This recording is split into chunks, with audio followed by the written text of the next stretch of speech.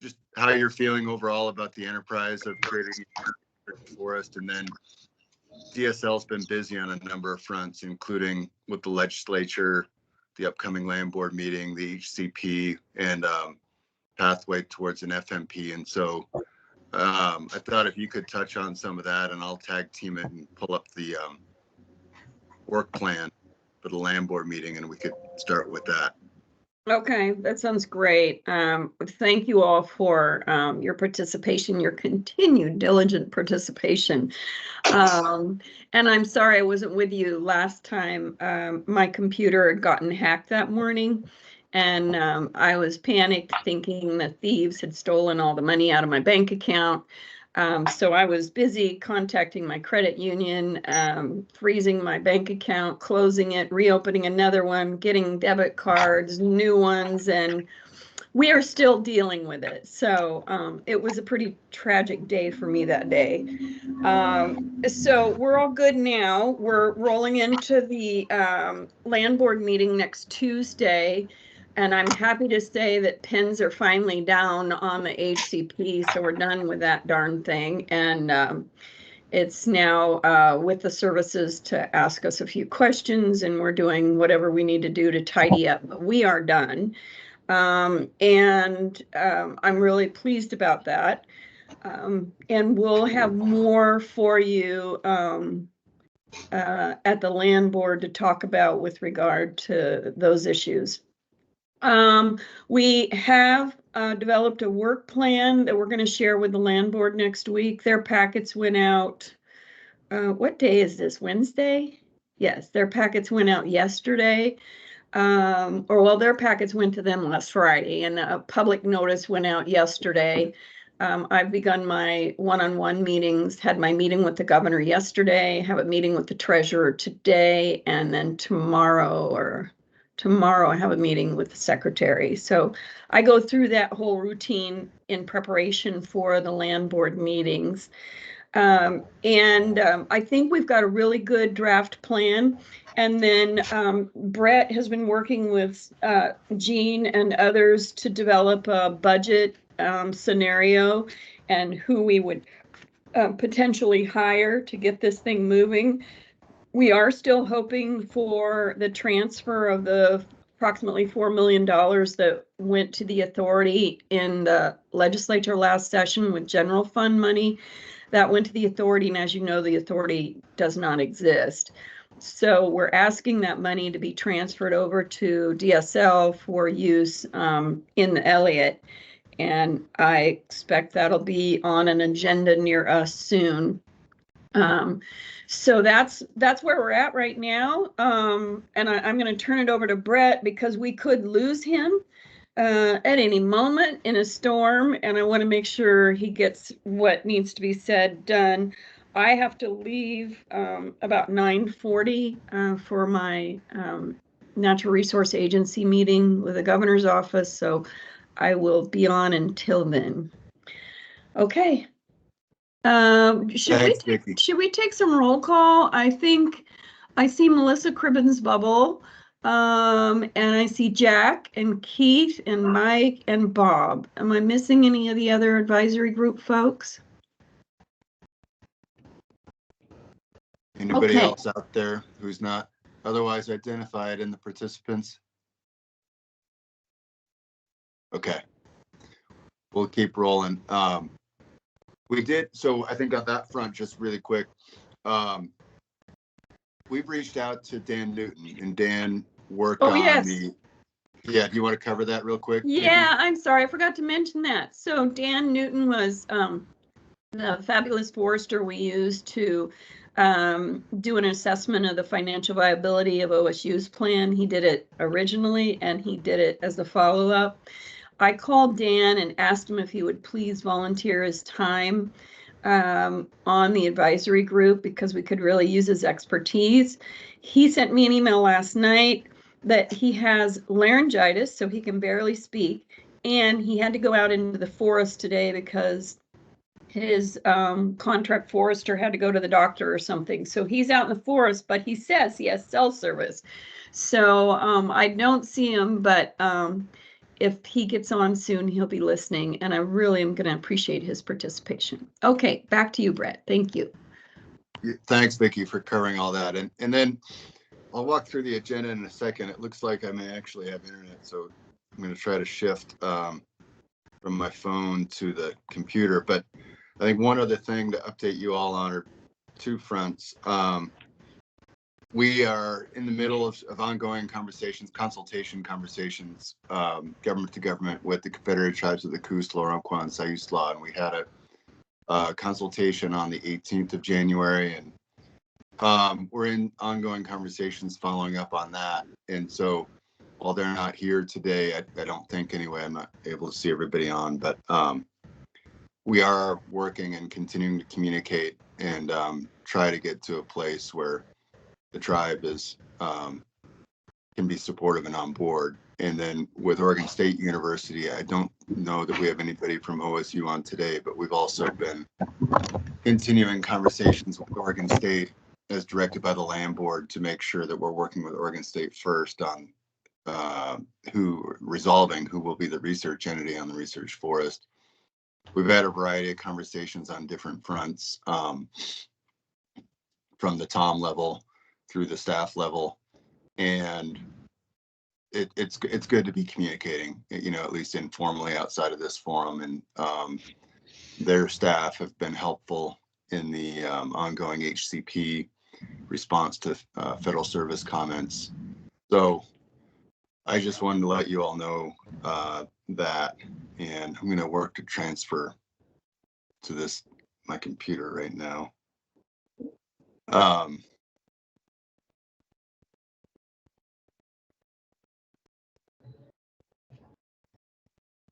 There we go. I think that was pretty seamless. I'm going to pull up the agenda real quick and just walk through it and take a quick pulse on whether there's anything else anybody wants to add. And so our plan for the morning is, and thanks for waking up and starting your day with this.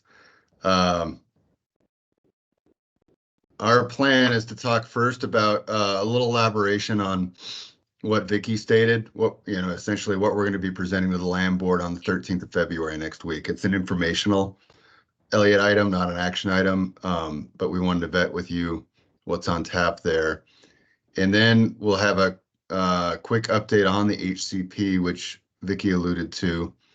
And then we'll get into the management structure, which is a continuation of our last advisory group meeting. The documents that I sent, and apologies for not getting them to you all earlier, but they should look familiar. The document on the management structure is the same as it was last meeting with the addition of some budget numbers. So that's where that was our commitment coming out of last meeting, is to come back into this meeting with some numbers applied to even though they're draft, applied to the organizational structure that we had there. Then we'll go into a break, feeling like it's way too long to keep people for 3 hours on the internet. So we'll catch a break, come back and talk about the oversight board structure. And I believe Matt DeVore from DOJ is going to be able to join us. He had some travel this morning, but we structured this agenda so he could hopefully be on for part of it to share some of his overarching thoughts. So he and I will tag team that item. And then we'll go into public comment for 15 minutes and come back with a quick wrap up and adjourn, reminder of next steps, and so on and so forth. So is there anything anybody wants to talk about that's not on the agenda? And I'm asking advisory group members. Okay. Okay, great. Yeah, and then as I'm going to unshare documents, but when I'm sharing documents, I can't see everybody on the screen. And so Linda or Bill or anybody really, if you see a hand up or somebody's trying to get into the queue, just please do let me know and holler at me. Okay. Will do. Thanks, Bill. Any questions on any of the preliminaries before we dive into the work plan that we're going to take into the land board meeting?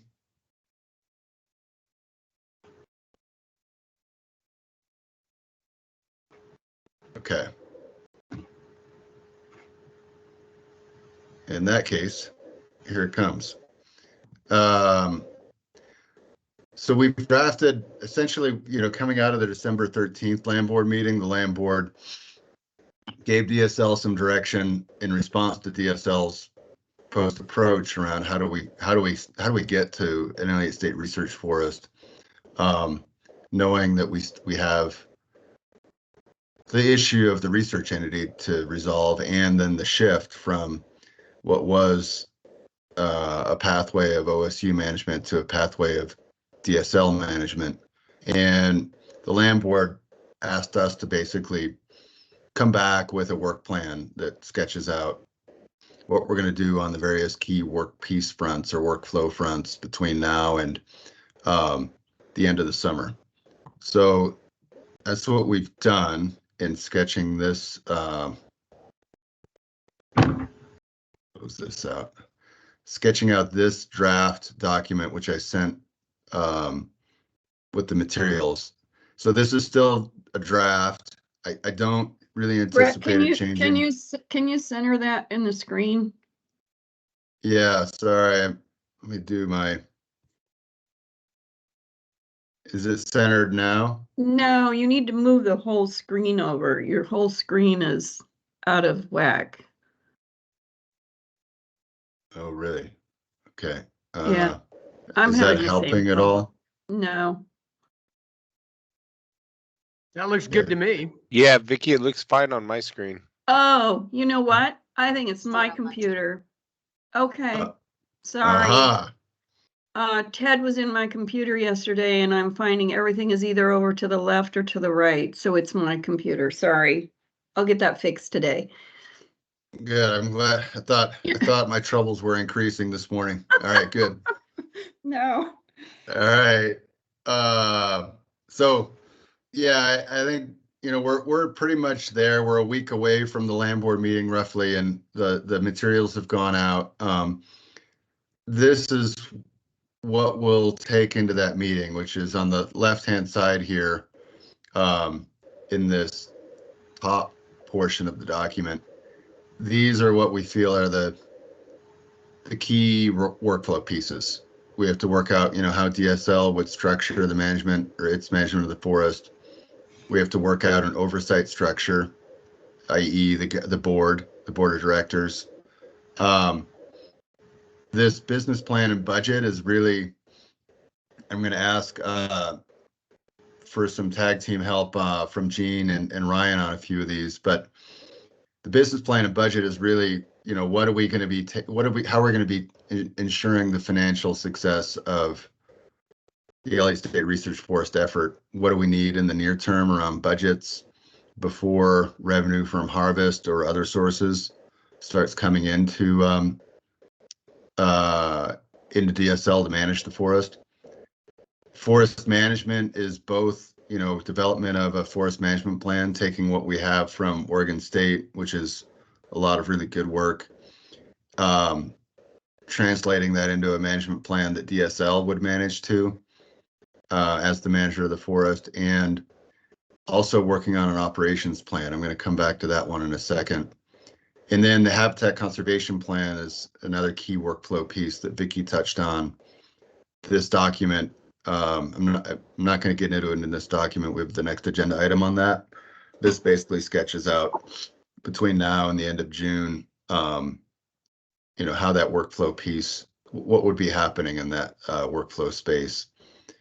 And then the last chunk is around the research entity, the research partnership and pathways. And to us, it's both the big question of, is OSU going to be the lead research entity, or are we in the point of need to find somebody or other partners around the research role? But this space is also about partnerships with tribes, and so it's never the consultations will be ongoing, but we're hoping that over the course of this work plan timeframe, we get to more clarity on where the landing spots are with the various tribes interested in the Elliott. And then Shutter Creek is its own partnership and effort. We won't get into that today, but DSL is working through a process around both the visioning and redevelopment plan for Shutter Creek, as well as some of the building assessments and things that we're going to need to do around environmental and cultural resource review up at Shutter Creek before any dirt turning happens. But first and foremost is getting solid on what's the vision and who are the partners involved in Shutter Creek. Yeah, and I want to add to that our new project manager at DSL has just been stellar at getting in and getting this going. And we've got an RFP out that I think we've found a contractor to do the environmental assessment that's required under the plan, and then under the money that we got from HUD, and then also the redevelopment. So we're moving on that, and we can't move quickly enough because the thing really is taking a lot of money to support with those old buildings. Yeah. And part of this conversation is, if Shutter Creek is going to be the headquarters for the Elliott State Research Forest, what does that look like? And who's up there? Is it TSL staff, such as the forest manager and forestry staff? Is it OSU in the plan related to, that we had been talking about related to research space, lab space up there, dormitory bunk space for students and learning, office space? There's a conversation with the Confederated Tribes of the Coos-Laronquois and Siuslaw Indians around Shutter Creek, as well as County Sheriff's Department, the county, Coos County, and City of Lakeside, and other partners. So it's its own big ball of work. But yeah, Sharon, who Vicky referenced, has been great. And I'd say on this one, if you're particularly interested in Shutter Creek and digging into it, let me know, please. And regardless, we'll be sure you all are getting any information about the visioning and redevelopment plan process. But I think it would help to have a sense of who might really want to dig into the Shutter Creek piece. What I want to focus on are these pieces down here, which are, so under Land Board and Advisory Group timeline, what this sketches out is essentially what's on tap for this body, the advisory group, between now and the end of June. So right now we're in the midst of talking about the management structure and oversight structure. And then the next meeting, we'll spend more time related to the forest management plan and, converting what we have from OSU, as well as work on drafting an operations plan. The idea is to have in March and April more of a focus around the budgets and business plan. So both for the 2024 session, but also I'll ask Jean to step in here. We're on a timeline that is a little different than normal, but we need to be preparing right now for the 2025 legislative session, both legislative concepts and budgets. And so the plan would be to use March and April to talk about the budget and the business plan related to the Elliott with you all, while we're still talking about the forest management and operations plan, and tying off the research partnership question, ideally by the end of April, with Oregon State. And let me say that it's really important that we have to do those concurrently, because one of the things we heard from the members of the public and many of you, when OSU put out their forest management plan, there wasn't enough time for people to review it. First of all, the document was huge. And secondly, it came out way too late. So it's our goal to get it out early enough so people have some time to look at it and comment on it before we go to the land board in June. Yeah, and thanks, Vicki. And that's before Gene steps in, or hopefully can step in. What this tiers to this land board and other advisory group timeline, the work that you're doing on the advisory group end with advice and recommendations back to DSL would then go into the land board queue, where like we've touched on already, this month's land board meeting is an informational update only, but in April and in June at those two land board meetings, that's when we're anticipating action by the land board. The April action would be around, the land board needs to review and I believe their process is to approve policy option packages in April for DSL as a whole. And so the Elliott piece is an important part of that. And then there'd be the oversight board, the board of directors structure in the process for appointing members. That would be the other intentional action to set that up at the April meeting. They wouldn't take action at that meeting on the draft forest management plan, but our intent would be to have a draft by then. And the idea is to have clarity on where we're heading with carbon in a potential carbon project at that April land board meeting as well. And then in June, that's when the land board would act on a forest management plan, make appointments to the board of directors, and then tie off some housekeeping items. So I think I saw Bob's hand go up, and then Jean, I'll come back to you, and also hoping to talk through the operations plan idea on this with you, Ryan. You did, Bob. and Bob, just a moment. I muted John Charles, who's sitting in on this meeting, apparently. You are making a lot of noise. So if you are not speaking, please mute yourself, or I can do it for you. Thank you. Thanks, Vicki. Bob. Yeah, thanks for all that, Brett. I just want to make sure that I'm tracking right on the board appointments. My understanding was that the folks that are staying on will be appointed, or is it a brand new process? Are we starting from scratch with the land board, and it's an open question? Our intention is to appoint those who have been on the prospective board to date who want to keep going. And then, because it would be a 7 to 9 member board, fill it out with others as well. And part of the, I don't know, I saw Dan Newton was able to join. Dan's been willing to help because, I mean, frankly, when Paula Beck stepped away from the board,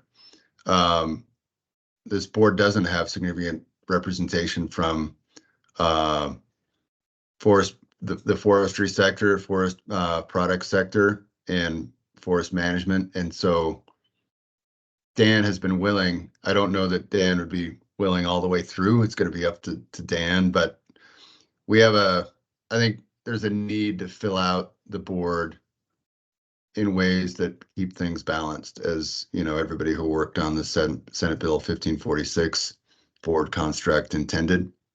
So it would be, I guess the short answer, Bob, is for those who want to stay, great. And Vicki just confirming, I think we'd want to move those names forward, and then we need to fill out around that too. We do, and that's and you all, several of you gave me names of people way back when that I was starting to get ready to interview, and then all heck broke loose when OSU said no to going forward. So we will be, if you still have names, I still have the names you gave me. If you have other potential suggestions, send them along at any time to me and Brett, and we'll start putting our list together probably around April time period. Any time. I've got a list going, but it's going to continue, and then I'll be discussing it with the land board. So that's your answer, Bob. Does that answer it enough for you? Almost. I guess I just want to put a exclamation point, I guess, on it, that for those of us that have stuck through this and put our names on the transition, gone out to our communities and worked with them. I just want to make sure that there's, no bait and switch at the end, because it would break faith. I mean, it would seriously break faith. There is no bait and switch. You're on the board if you want to continue, but I understood that a couple members might be thinking about their time is up. I know Mike Kennedy is going to retire. Whether he stays on the board is up to Mike. It's really any of you who are currently serving. If you want to get off, you can. If you want to continue, we'll embrace that. So, but we're not asking you to get off. Please don't take that as an invitation. We need you, and thank you for everything you've done. Okay, I just worry about land board politics too, though. So, because there's a step above you. So again, I just want to put a fine point on that, because it would be unfortunate if things intervened at some point. Yeah, I wouldn't worry. We're good. Yeah. They pay you to worry. Yes, I wanted, yeah, exactly. I wanted to bring in Jean really quick on a couple things, and then also touch on, before we turn to questions or feedback on the work plan. Jean, could you do a quick update on what we know about this legislative session and kind of any key dates related to the 4 million that we're looking to move forward? And then could you do a quick overview of what we need to get ready for the 2025 session? Sure. So we submitted our letter to request that the 4 million that had been appropriated to the Elliott State Research Forest Advisory be transferred to DSL instead. I have not heard. I think it could be in the end of session bill where that will go in, but I haven't heard anything. We're not scheduled for a hearing, so I'm just waiting. I will let Vicki and Brett know, and they can let you all know if we're having a hearing on that. So that is what is for this biennium, is that $4 million request. And then for the 25-27, we are already in full swing developing our legislative concepts and our program option packages.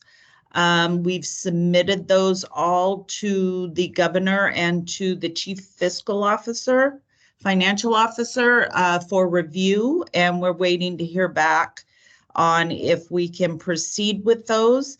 If we hear back that we can proceed, then we'll take it to the we should be hearing about the LCs in the next day or so, and those will go to the land board for approval to move forward in February. And then our program option packages, we will take in April and get their seal of approval on the things they want us to proceed with.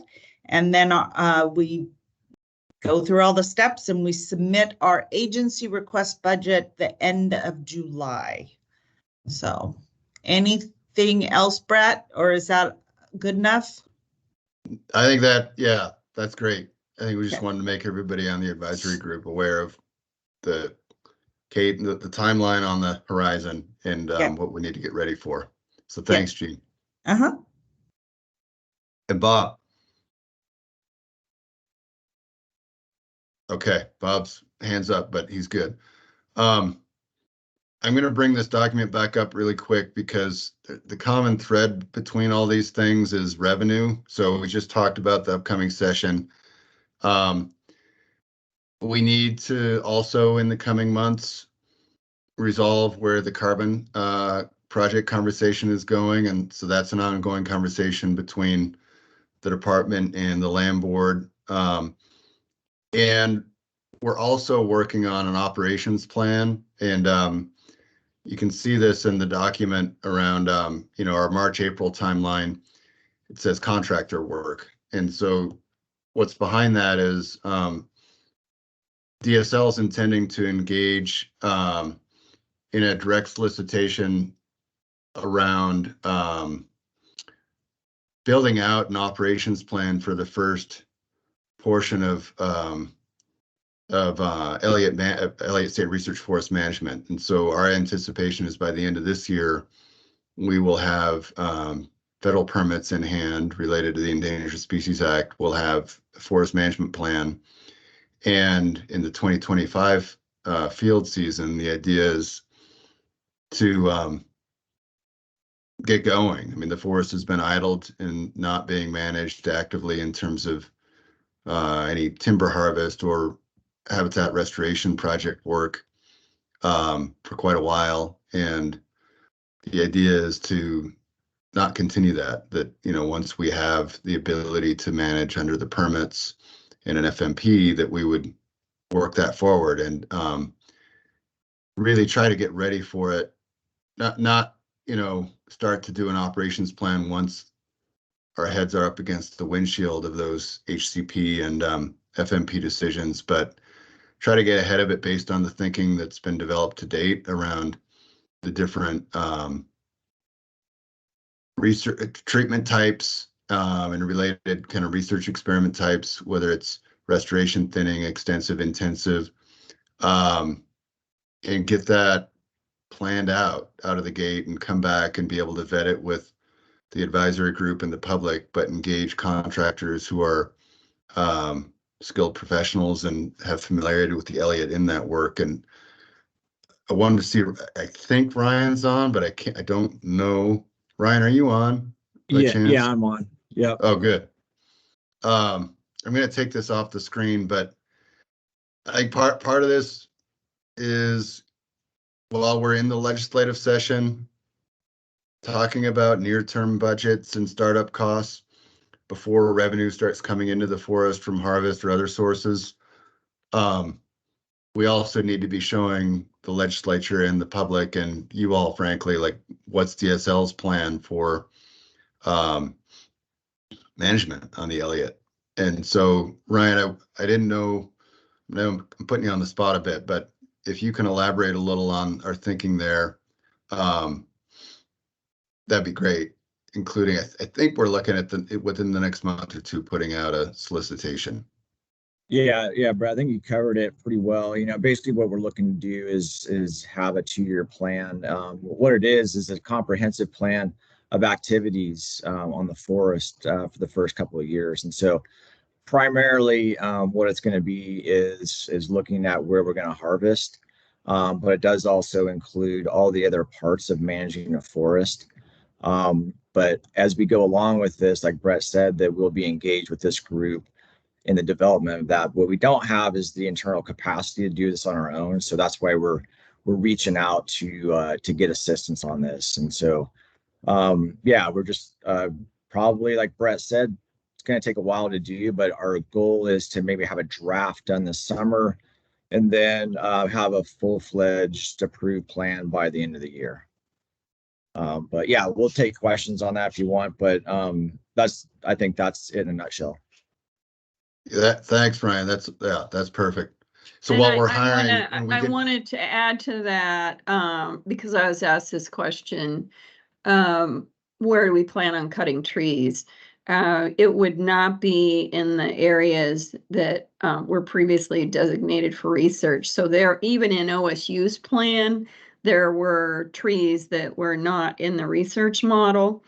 And then there's also some other areas we're looking at. So we wouldn't go in and go right in the middle of a potential research area and start cutting trees. That's not our goal, because we're still trying to establish this as a research forest. So we're going to be very careful about how we lay that out. And that will be a conversation with you all as well as our contractor. Yeah, thanks, Vicki. So when we get into the management structure conversation, when DSL is in the midst of putting out position descriptions and doing hiring for the positions to build out a management structure, our thought was, let's do a contract with folks who are skilled and knowledgeable around this operations plan, so that we don't have to wait until we've got staff all hired up within DSL to be able to have something to work with here. And Jack. Yeah, let me just go back to the HCP just for a second, and just so I'm kind of following this. So So I think you and Vicky said our work is essentially done on the HCP, and so we're waiting the services final. Didn't you say, did they prepare an EIS, final EIS on this? And what do we, I guess I'm trying to figure out exactly the timeline, but when we might expect that to roll out and actually get the HCP finalized. Yeah, so the timeline would be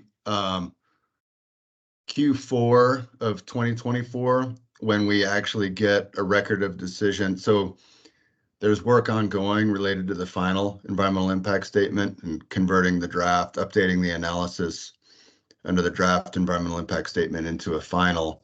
And this is all in the box of the of NEPA, the National Environmental Policy Act. And we would have that, the culminating piece of that is a record of decision.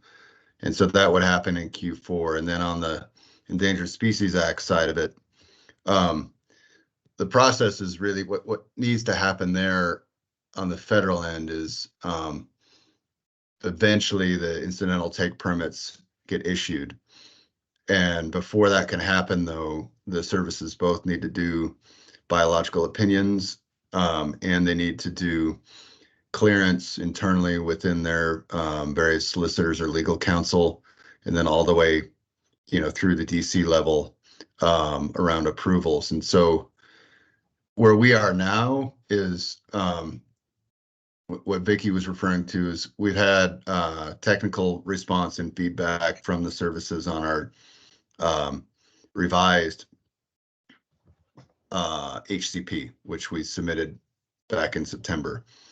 And so we're done with making decisions about how we're going to respond to all those comments. And also we're done with the process that I think we had alluded to last meeting around DSL needing to look at the HCP again through the lens of DSL managing the forest versus the previous lens through which we were crafting the HCP, where OSU was still intended as the manager.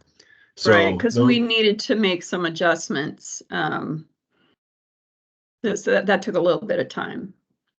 Yeah, so those pieces are done, but the way the process works is the federal services receive our we need to recrunch the numbers and do the fine tuning on these decisions in response to the federal comments, get them back to the services, and then they review those again in the context of determining what our response, how they feel about our response to their comments, whether we're still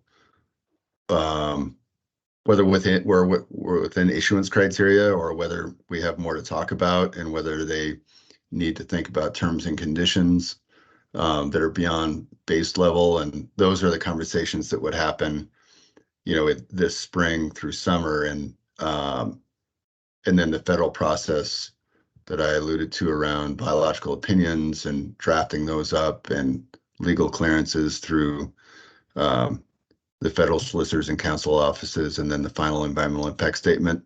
That would all culminate in Q4. So it's its own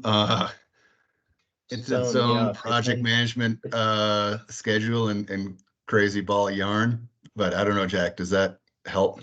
Yeah, that helps. I don't know if we'll have a chance to review the biological opinions before they're finalized, just so we would not, know of any kind of surprises that might come out of that process. But yeah, I realize that from a services side, there's still quite a bit to do. But yeah, it sounds like fourth quarter at best, kind of.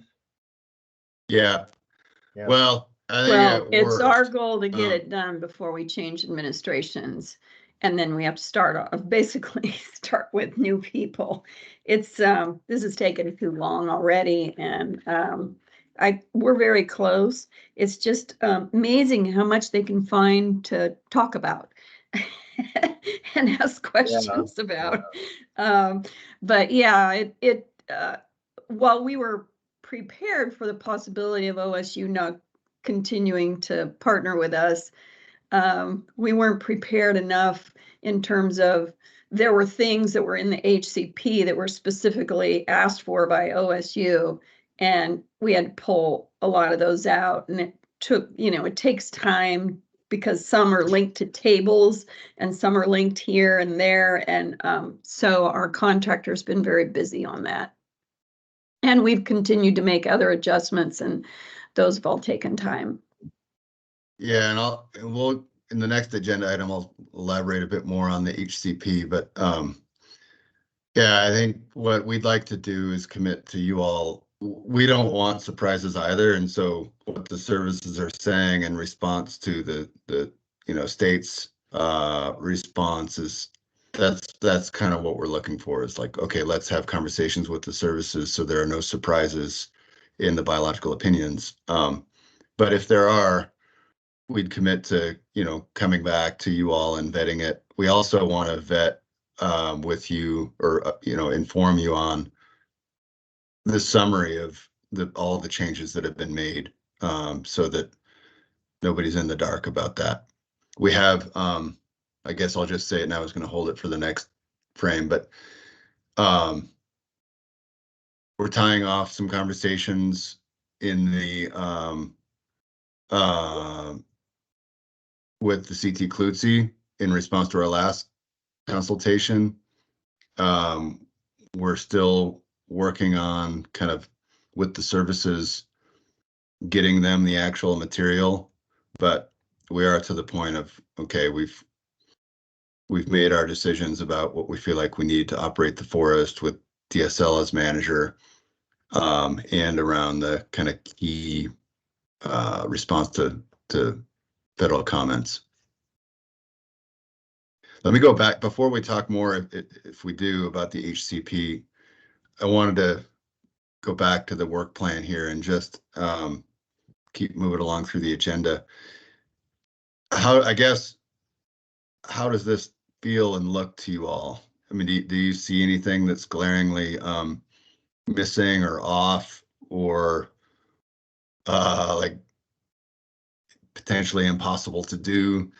Any feedback on this or questions?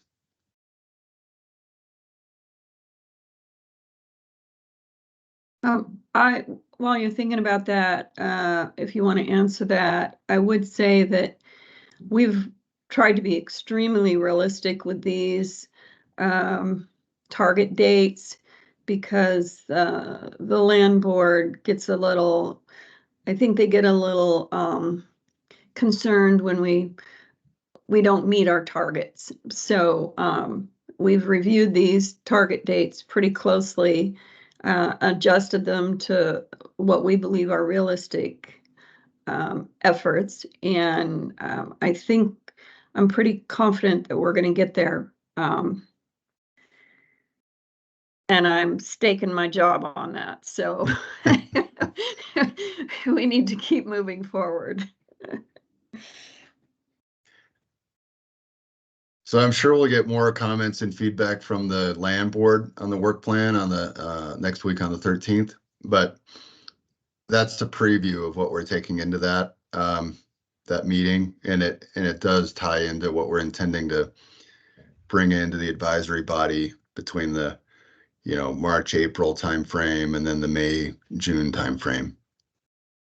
Yeah, looks pretty comprehensive to me. So thanks for all this. Yeah, we tried to, I mean, it's one slide and there are a lot of words, so it's easy for the eyes to get tired, but there's a lot in there behind all the words. Yeah, well, there were even more words until we trimmed it down. So there's a lot that goes into all these things that you see. Lots of edits and lots of conversation. We're all very busy. All right, Brett, you want to move on to the next item then?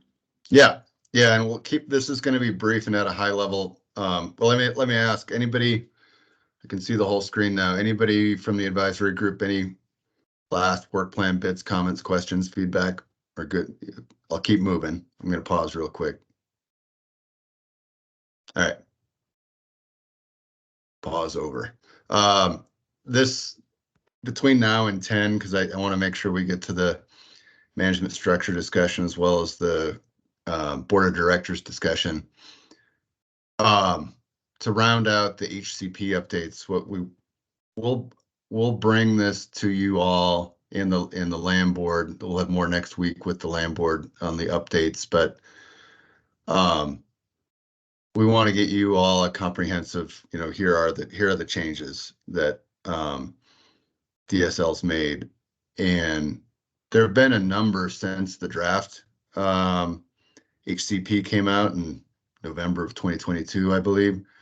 Some of those we talked through a lot as a prospective board and resulted in the June set of agreements from the prospective board around changes there. And that related to, things like the allocations and moving from the partial watershed allocations across intensive, reserve, and extensive into the flexibles. Also, decisions related to the Murrelet issues and buffer issues. And then we've made a host of changes related to previous feedback from the CT Klutzy around the desire for HCP covered activity coverage for cultural uses related to cedar, as well as integration of tribal culture and practices on the landscape in a way that hadn't been in the draft. And then some updating and kind of a more explicit approach around the adaptive management part of the HCP with the creation of this implementation and adaptive management committee that would explicitly have tribal representation on it as well as others. So we did all that earlier. I think the most recent round, and I kind of I'm treating this at a high level because I feel like it's better to get it to you all comprehensively in a document, but we would want to talk through this with you as well.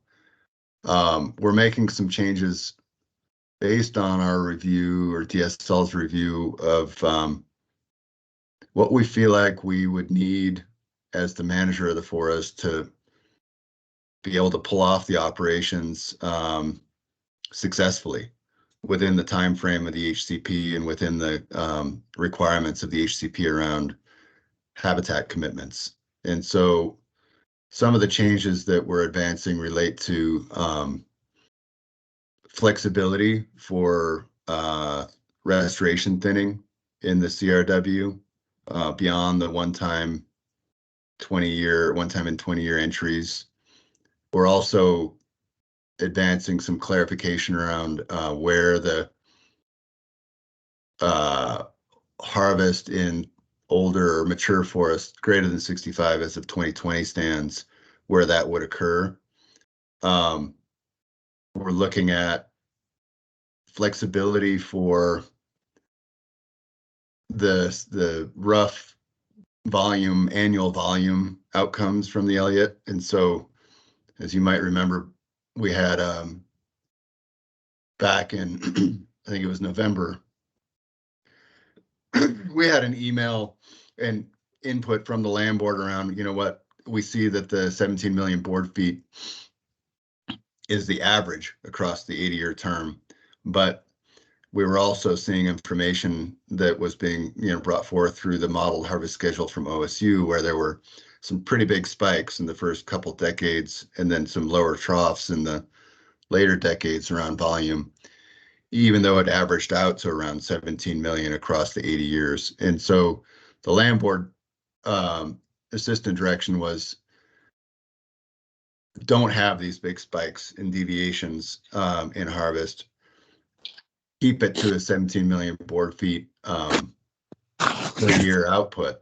And where we're landing on that is we can do that, but realistically for operations, we need to do it with a rolling average approach, and then some ability to deviate upwards beyond 17 million within that rolling average, so long as it's a rolling average of 17 over 4 years. So that's another shift. And then there are some others that are, I think,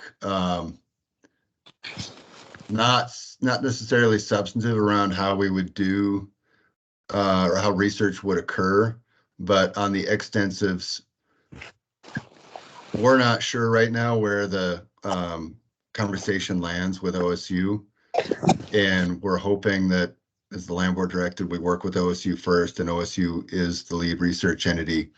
But there's been a lot of feedback around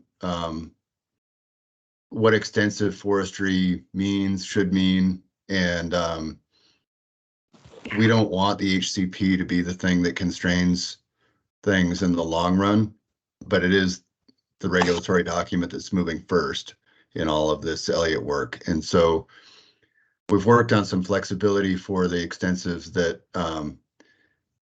if OSU comes back and says, we still need X number of replicates, triad replicates that are capped at 50% of the volume, or that achieve 50% of the volume on an extensive acre as an intensive acre, we'd have the flexibility to do that in the FMP and have that conversation with OSU in that space. But we don't want the HCP to be fully constraining the extensive based on that 50% volume requirement, or on things like we want the ability to do dispersed retention, not just aggregate retention. So there's some flexibility in the extensive language that we're looking to move into the HCP while we have the ongoing conversations with OSU. I think those are at a very high level, some of the big changes. But I want to make it more explicit. And we do that in a document. We just don't have that typed up quite yet. And then have conversations with you all about that and where this lands, because these are some shifts in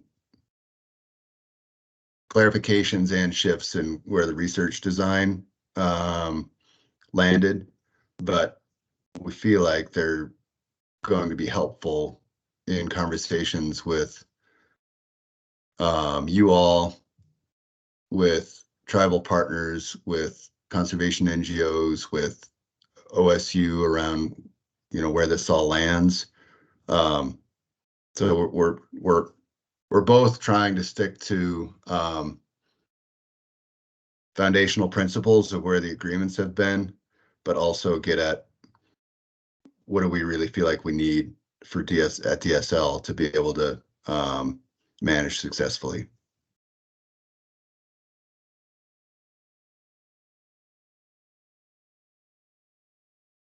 So that's a very high level touch, and I think we'll have more on this next week at the land board meeting. But in part to get us back on schedule, I'll just stop it there.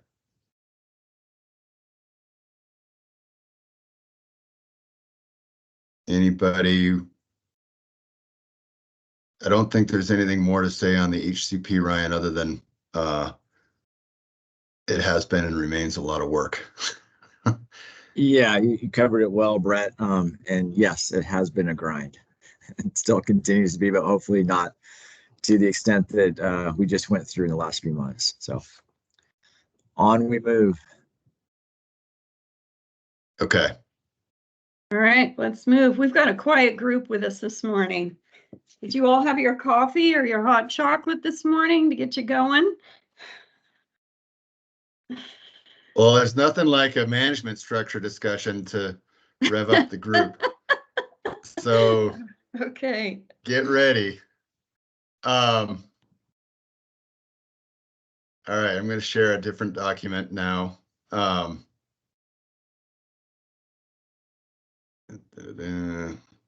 This is in the materials. This is the management structure document. I'm going to go on screen and then shift to a deeper budget document in a second here. Boy, this doesn't look right. Oh boy.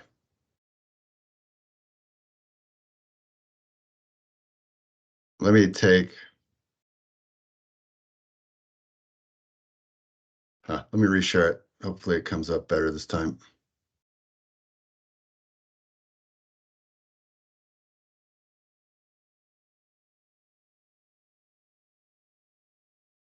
There we go.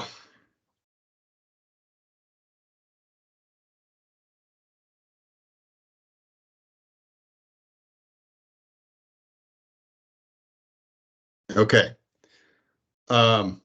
If you can't see the DSL budget and organization scenario draft, just holler at me. I can't see everybody on the screen, but I'm going to proceed as if you can. So what we crafted here, based on the management structure that we vetted at the last meeting, we crafted a rough budget around this. And I'll get into a deeper document around the budget, but I guess at a high level where we remain, and I don't think we heard feedback last meeting from the advisory group, but want to check back again on this. But what our intention is for the management structure is to move forward with the forest manager and hiring somebody into that position, hiring an executive assistant, and these would all be at full FTEs, policy and partnership engagement staffer. So basically somebody who can be a Swiss Army knife related to policy and engagement on legislative and congressional fronts, as well as local and broader community partnership engagement and kind of collaborative efforts and agreements related to them, a biologist, and a forester, a lead forester for the Elliott. And then there's this research coordinator position. We haven't built it into the budget here because frankly, we're not sure if it should reside on the DSL side of staff or if it's a position we should fund on the research side of staff as we work through the landing the issue of who the lead research entity is going to be. But either way, we feel like it's a fundamentally needed position. It's just in these budget numbers that you see in the box on this slide, we haven't accounted for this position yet. So then there's a whole bunch of, sorry, it's jumping on me. There's a whole bunch of other key work on the Elliott that we would contract out. And this relates to these blue boxes down below: timber sale planning, implementation, reforestation, site prep. Other project planning and implementation relates to operational planning, restoration projects, habitat restoration projects, and then there's broader planning and compliance, including with the HCP around monitoring. And then this is all at a high level. There's a series of key duties and roles, or a set of them, that we're looking to use existing DSL capacity to cover. And this would be at least in the early years. And if our experience proves that we need to go beyond our existing capacity, we could have that conversation then and budget for it. But at the outset anyway, the idea is to use some existing DSL capacity to cover some of these key needs and roles. So all said, and I'll go to the budget slide in a second, the way this numbers out is around 3.68 million in costs, both for the personnel hiring that I just touched on this screen, and services and supplies related to that. That's S&S. The personnel other, this $203,000 line, that relates to the contracts. That relates to the staffing that we'd be doing on training, costs related to IT. Let me see. There should be notes embedded in the version that came to you all detailing what those costs are. We have costs related. We'll still have to pay government service fees as well as attorney general costs. So all of those numbers are embedded in this personnel other. Contracted operations includes the costs of the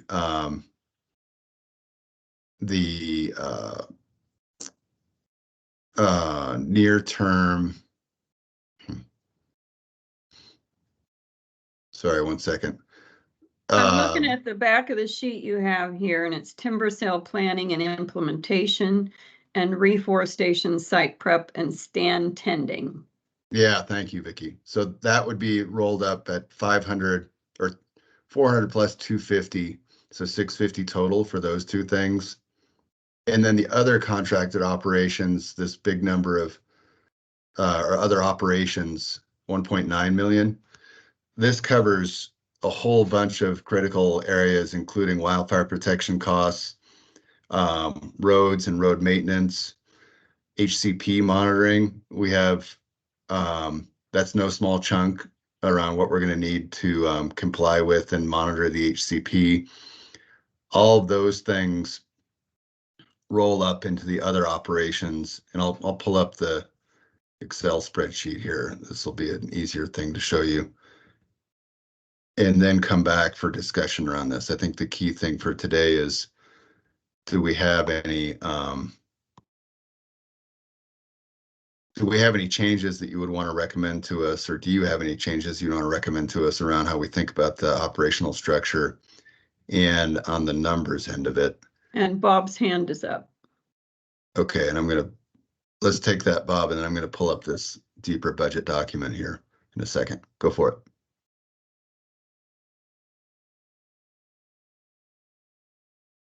Oh, Bob, you're on mute.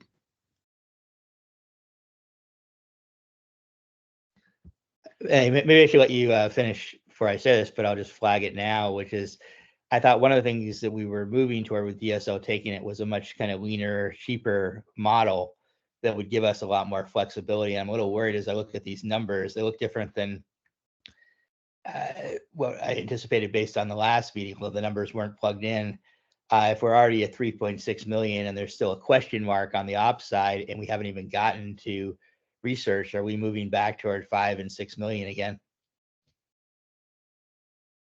That's part of the conversation that, yeah, we feel like you all need to be having. We're trying to cost it out realistically. I mean, some of these numbers are conservative. We may not need to go so high, but I feel like on the personnel costs, there are some areas where we may want to talk about potentially higher salary classifications to attract talent. So the big questions in this, and let me get through the budget piece, but then come back to it. I think are, we've got, and I think you all remember, and we can talk it through here, but we've got, we know how much we would have near term, as in the upcoming 12 months, if we land the $4 million package that would be reallocated from the Elliott Authority that won't exist back there to DSL. And we know roughly what the harvest revenue projections looked like that OSU had modeled out. And, we can adjust those to what it would look like around the 17 million per year. And what we don't know yet, but we've had some preview, is carbon and any revenue from carbon. So I guess I feel like the 3.6 million is still within the revenue we've got and leaves revenue left over for research. But that's part of the big question for you all, is advice and recommendations on, do we have costs covered adequately? How we want to approach things in terms of making sure we do that, as well as, the idea has been cover the base operations cost for the forest, including HCP compliance and fire protection and whatnot, but then have the leftover be there for research. So let me put this up really quick, though. I think it'll give you a better sense of what we're looking for. I also want to add that when I was talking with Dan Newton, when he was doing his analysis of OSU's submittal, we went over the budget some, but I wanted to know from Dan what we need. What is the bare minimum that we need to be doing an operations plan? And he made it pretty clear, and I think Ryan agrees with this, that we've got to have a forest manager, a forester, and a biologist. You have to have all those things. So the other things that you see are the things that will keep the other folks engaged, like you all. We need someone to manage all these meetings. Brett can't do it all. And I don't know how long I've got Brett. At this point, he and I both have been pulling our hair out, and he has less to pull out than me these days. But the policy and Fair enough. partnership engagement is going to be critical to continue to maintain communication with the public. And because it is a public forest and we have a high level of engagement from Oregonians.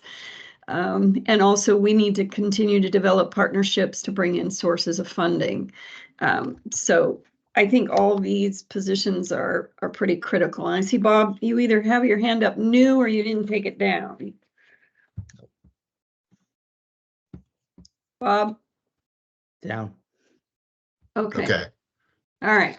So and Vicky, thanks for that. That's good. That's helpful context. And I'm going to get off the screen so we can all talk in a second, but this is the draft, very draft, but draft budget that lays behind that simplified box in the PowerPoint slide that I showed. So the numbers in that slide represent what gets rolled up from this budget. So here's the personnel costs. These are the new capacity at DSL. The orange highlighted cells are the other personnel costs. The big chunk of yellow here, the 2.548 as well as the 295,000. This is all what's rolled up into the contracted costs as well as other operations figures on that PowerPoint slide. So you can see the items that go into what we're going to need to basically cover base operations on the forest, timber sale planning, reforestation, all the way down to wildfire protection. And Ryan, Ryan, I'm going to interrupt. Ryan, if you're still, I see your bubble still there. Can you tell us how much that wildfire protection costs have increased? Yeah. It's significant. Yeah, over 35% in the last 2 years. Specific to the Elliott, when I started here in 2019, it was around 300,000, just over 300,000 a year just for the Elliott costs. Now it's getting close to 500,000. That's just within a span of, since I've been here 5 years, but really over the last 2 years, it's gone up 35%, which is crazy. All right, thank you. Yeah. So if the state comes up with a different approach, maybe there's some future cost savings, but for now, we want to be realistic based on the hard reality of these increased fire protection costs. Under the professional services planning, this is what we talked about earlier, operations plan development. This is that near-term effort that we discussed and Ryan elaborated on.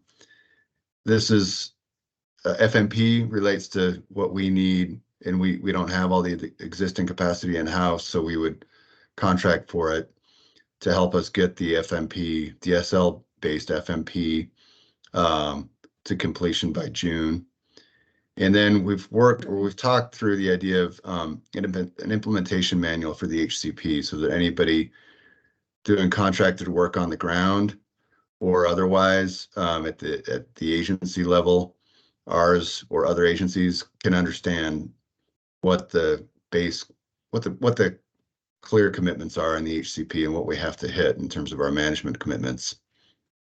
Branding and communications plan. This is something we may not need to do right away, but I think the idea has been behind this intentional, careful communications around the Elliott and where it's going. We we've done as much as we can, and I think through really, really good work with within DSL existing communication staff, but they can't shoulder everything. And so that would be a contracted bit around a communications plan and some related brands.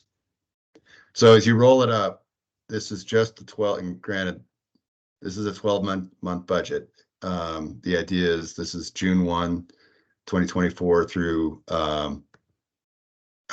June 30, 2024 through July 1, 2025. This is where we would stand on revenue if we get the 4.1 million authorization or appropriation from the legislature this session. And these are our very draft costs. So there is some delta there that is relevant to the conversation about what's available for research or what we would need to put into a contingency fund. And these are all conversations that, we want to have with the advisory group, as well as while we're talking with potential research partners. So, any reactions, any clear as mud, you want more or something different?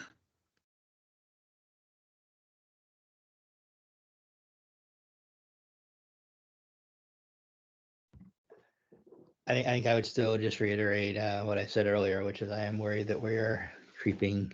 I mean, some of those costs will come out over time, like the FMP and the HCP and those kinds of things. But I'm worried that we're creeping into some of the same ranges that we were at OSU. And this was supposed to alleviate that. And I don't want to see us get, especially quickly, there was talk about starting out slowly and building and making sure that we were conservative in terms of our costs early on and seeing where we could get to, as opposed to sort of maxing everything out and, then having to be back in sort of a paradigm like the one we were in with the Common School Fund, where it was kind of stressful every year to figure out how do you get max revenue off this thing, or, how do you push the limit? So I just want to really, I don't have an answer in terms of line items, but I want to just keep a real eye on that. Also, I don't think I saw a recreation planner in there, but that's something we promised folks, is we're going to develop a recreation plan. Do we need that in there? We're not going to deal with that right now. This is the short term. And it's going to be part of the FMP discussion as well. Okay. But that's one thing we can't put money into it right now because we got to get this forest up and running.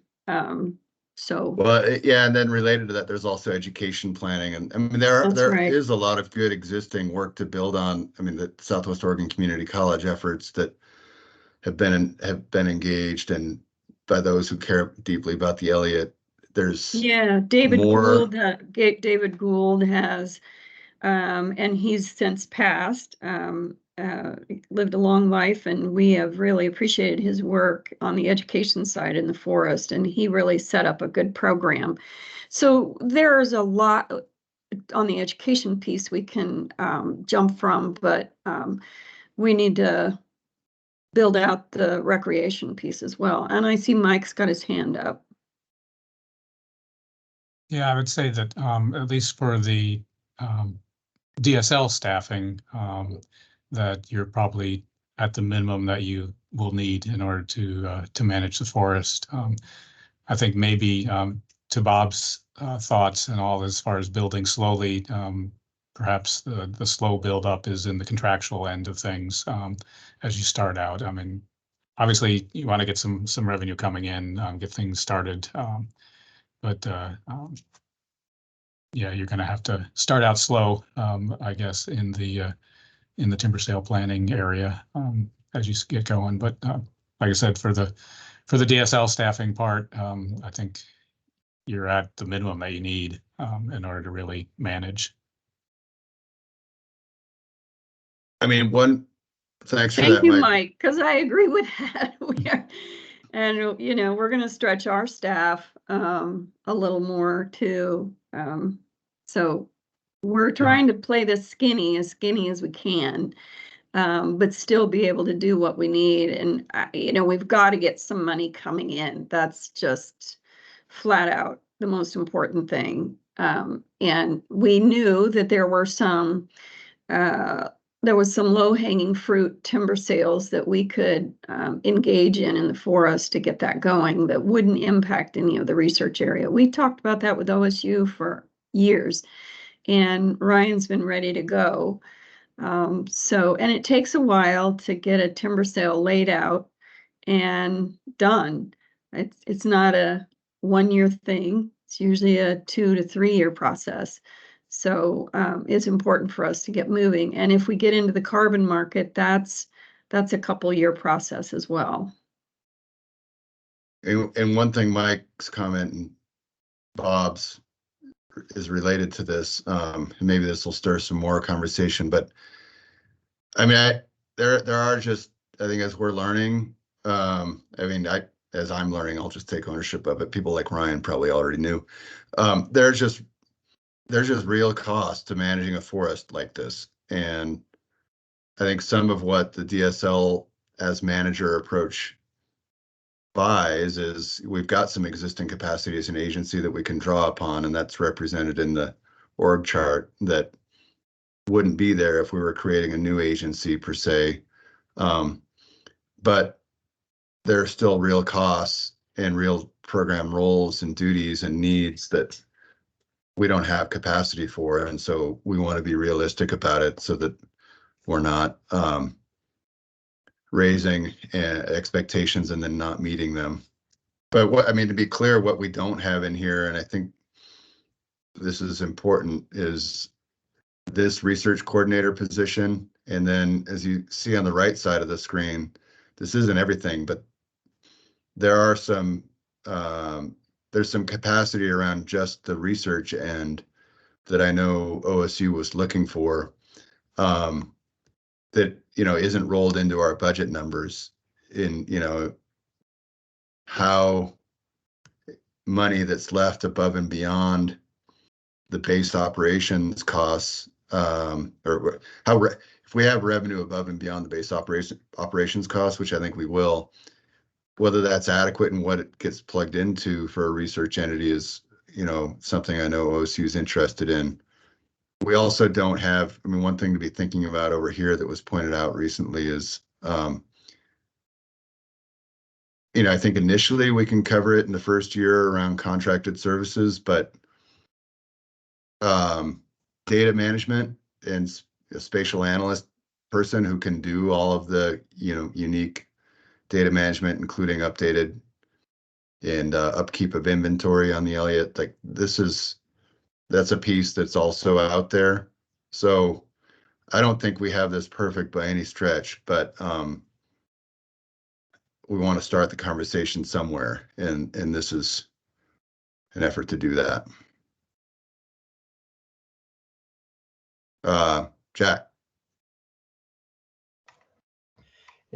I know this is tough, and I think from the perspective of just trying to build a kind of a core group that can manage the forest, get things going, I think you've done a pretty good job of that. I think that's kind of nailed down here.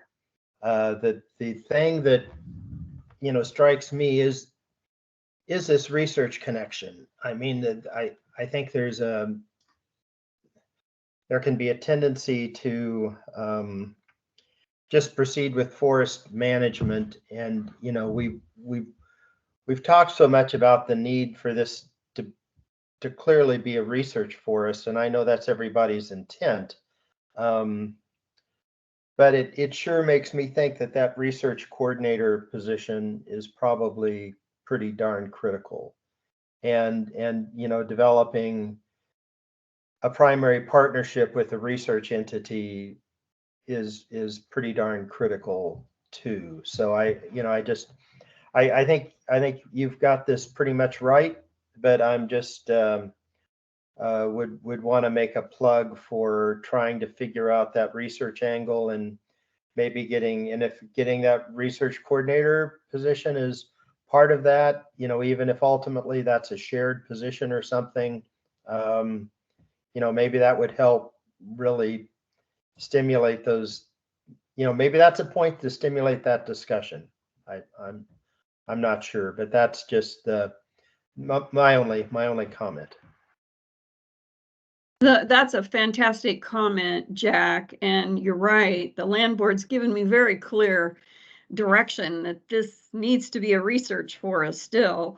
And we need to continue to work on that. And we have had our conversations with OSU. Of course, we were not happy when they exited, but we've mended those fences and we're having conversations that are good. But they're sort of in a wait and see approach to see what we're going to do with the operations plan, to know how they would fit into a research plan. But I think you're right.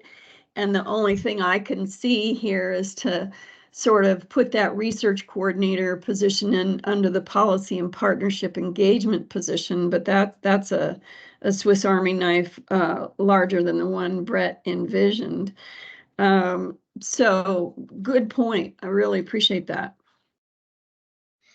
And I see Bob has his hand up as well. I agree. The research is important. It's kind of an integral piece of this. I hope as we're working our way through this, we do take a big step back. I felt like with OSU, we were locked into a very elaborate research paradigm. And I personally would like to see the board retain more control over that. I kind of think about it at kind of three levels. The stuff we have to do, to meet the HCP or whatever that are requirements somewhere, the stuff that we prioritize, and then the things that other folks can bring to this forest. And I think that middle category is really important, because I think that's a place where I hope we don't get stuck in a paradigm again where we have a research entity saying, well, we need all these things and we must have these and they're all really important and you just have to give them to us.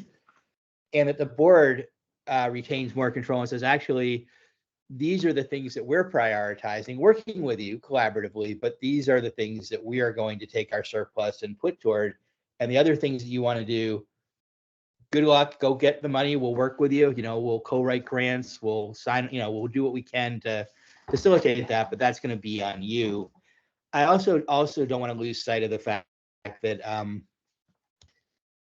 one of the concerns that was raised by many people over the last several years was the inability to break out of the School of Forestry, that there were lots of other researchers out there that wanted to be involved, including at OSU, that never could get through the door. And every time I approached the School of Forestry and asked about that, they said, now is not the right time. We don't want to bring in the spotted owl experts yet. I think we missed tremendous opportunities in developing this plan for taking advantage of people that were literally footsteps away. And I've already heard from a number of folks that are very interested in the Elliott who feel like the doors have now been potentially opened. And I want to make sure that we avail ourselves of that too, that we really are thinking about the different opportunities, how much we hand over to one entity versus how many things we kind of put out to bid. Who we want this kind of, to use Francis's favorite example, we want researchers on Martins, who can do this, who's interested, we have money for it, kind of a thing. So I just want to keep it more open-ended. I hope what I don't want to have happen, again, just obviously speaking for myself, is that we wind up in a situation where we're kind of in a standoff with OSU again. They've come back to the table and they're demanding, $2.8 million to do these things. I think it's going to be more dynamic. Oh, well, I think you might recall the Secretary's question of me at the last land board meeting when I said we'll continue to work with OSU, but it will be on our terms. And the Secretary asked me what that meant. And it means exactly what you're saying, Bob, is we own the forest, we're managing it, and we invite your participation as a researcher, but we are making those management decisions. So, and by we, I mean the department and the advisory group. So we just didn't have as much, we didn't have as much control over the last sort of scenario, the way it was being set up. Okay. I mean, well, how do other, I mean, because it's kind of, this is the kind of conversation, like we're talking about a relationship with a research entity without any research entity in the room. So it's kind of awkward. And I think they're going to want, whether it's OSU or any research entity, the paradigm we're under now feels like it's not, we enter into a management agreement in advance and we make a commitment to a management fee of X amount. It's okay, let's look at, this is a 12-month budget. It's just not like the larger business plan that covers the 2025 to 2027 period where we would need to be budgeting out costs related to developing a recreation and an education plan to work on the, stuff that different partners have been doing and could do. But for the next 12 months, while we are working within a revenue set that we're kind of betting on the come with legislative funding or shifting appropriated dollars, and then the existing DSL POP,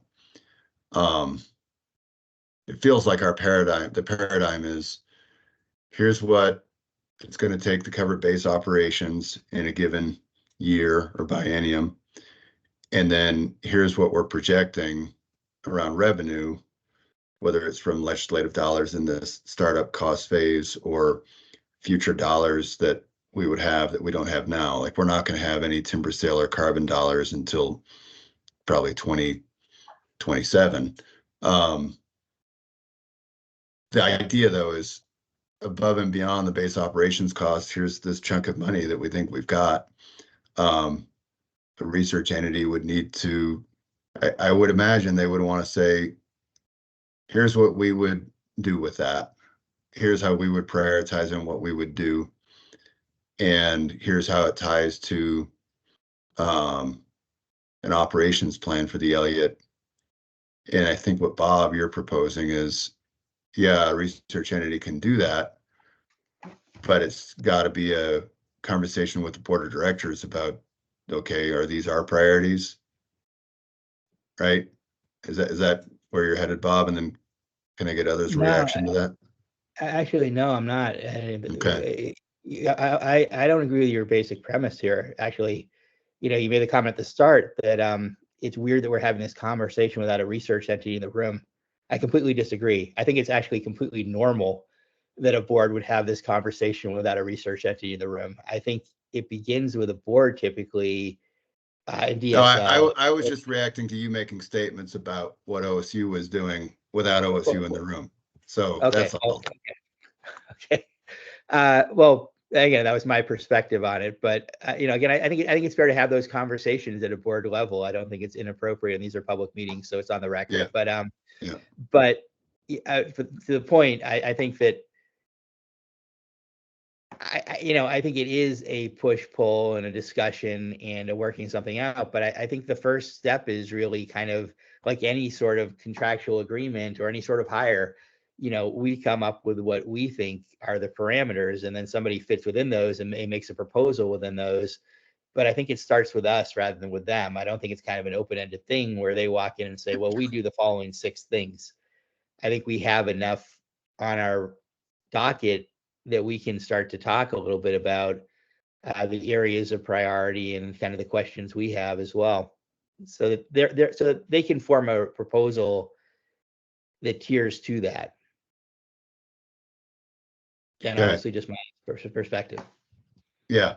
And I'm curious, Keith, you may have a different tangent, but I'm curious to get other people's reaction to that.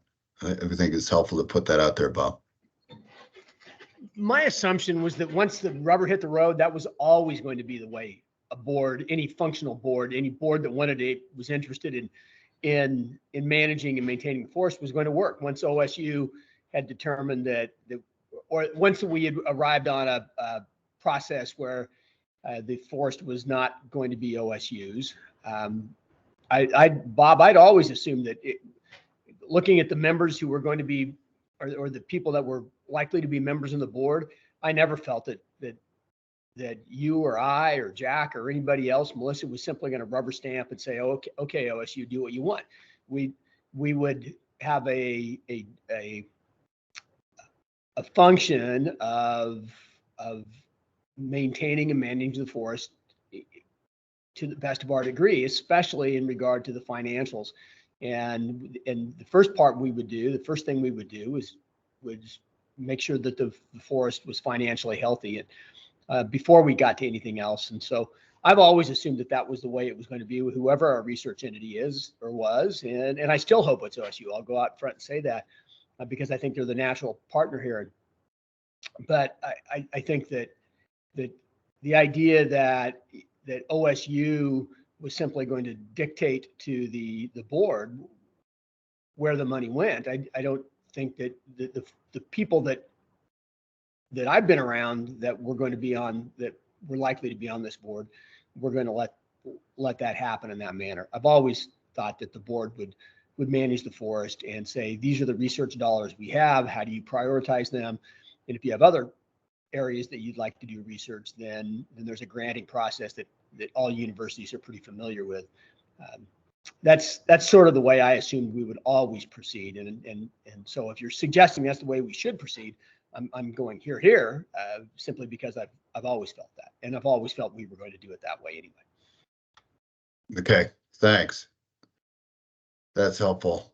Yeah, Jack, and I'm curious, Mike, what you're thinking. So, I'm looking for Melissa. So I guess I am hearing the potential for a little bit of a different research paradigm than I think we've traditionally thought of, or at least in my mind, we've thought this major research entity coming on and partnering with this. And Bob, I don't want to put words in your mouth, but I guess what I was hearing a little bit was this idea of, well, maybe we decide the major projects that we're concerned about and put those out to bid or something like that.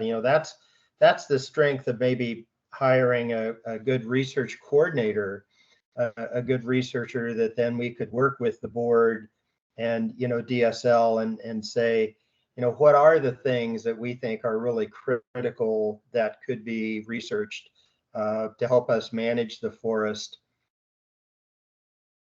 and essentially then look at the broad research universe and say, okay, who wants to work on that? Essentially put those ideas out to bid, and see what kind of a response we get, rather than having the College of Forestry kind of dictating or suggesting even a research catalog portfolio to us. It would be us with maybe a top end research coordinator, on staff, more dictating that. So I think it is a little bit of a different paradigm, and probably one that's worth considering. I've got to go, but I just want to say this conversation has been great, and you're spot on, Jack. You're spot on, Keith and Bob and Mike. I am really liking this a lot. And I think you're right. I think that research coordinator position is going to be important in order to find the researchers who want to come in and do the work. And it's got to be somebody who knows what forest research is all about. And Bob was right that we have a lot of talent at the OSU College of Forestry. Let's tap into that talent. So I'm real excited about where this conversation is going. I wish I didn't have to go, but I do, and I'll catch up with you all later. So I'm gonna have to drop off and scoot across the Capitol Mall. Thank you. I appreciate it. Likewise, Vicki. Thank you. Yeah, and Mike, let's keep it going a little bit until break time. Anyway. Yeah, and I fully agree with Bob and Jack and their perspective on this, and I agree, Bob, too, that like you said, it's not just the College of Forestry, but all of OSU there and the researchers throughout there, and at other universities. but I do like the idea of coming up with, hey, these are the research questions that we have, and putting it out there to, hey, who's out there that can do this type of research, and what come up with some proposals for that that we can then vet. So I like that idea. Okay.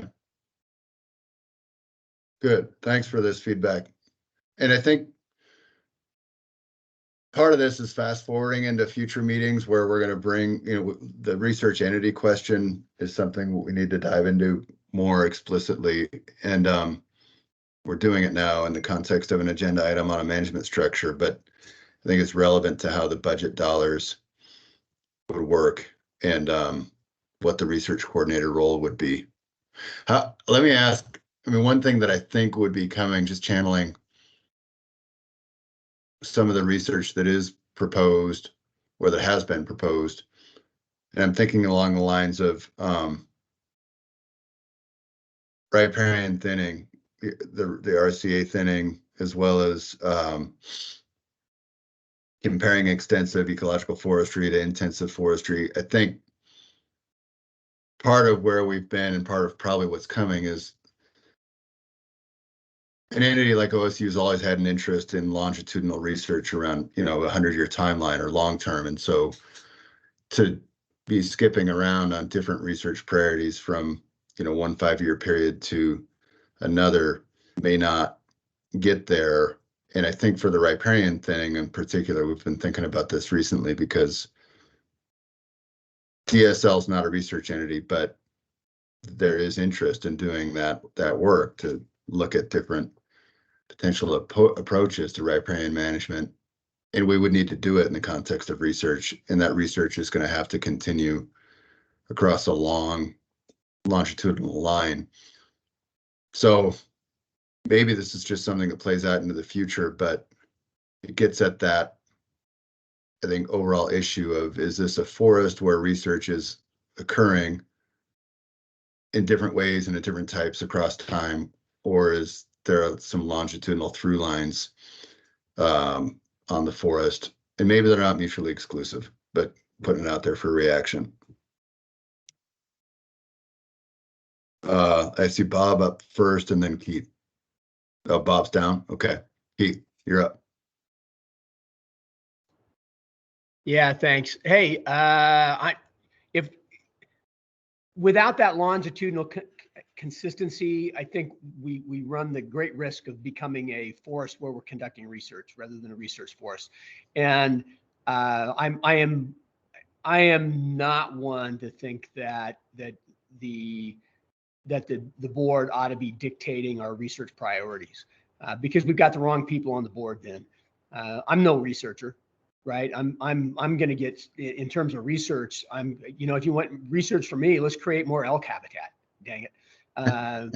So that's what I'd like to see researched, but that's not what we're here for. At least I felt. And so that's why I think it is the idea of a research forest rather than a forest. It's simply a shotgun approach to research projects at the whim of the board, even knowing that this is a great board and one with some continuity. I worry about. I think we're better, from my perspective, we're better if the board says we have these dollars to conduct longitudinal research, and that the research manager and whatever entity or entities that are conducting research in the forest come to the board and say, this is what we'd like to do for the next 20 years. I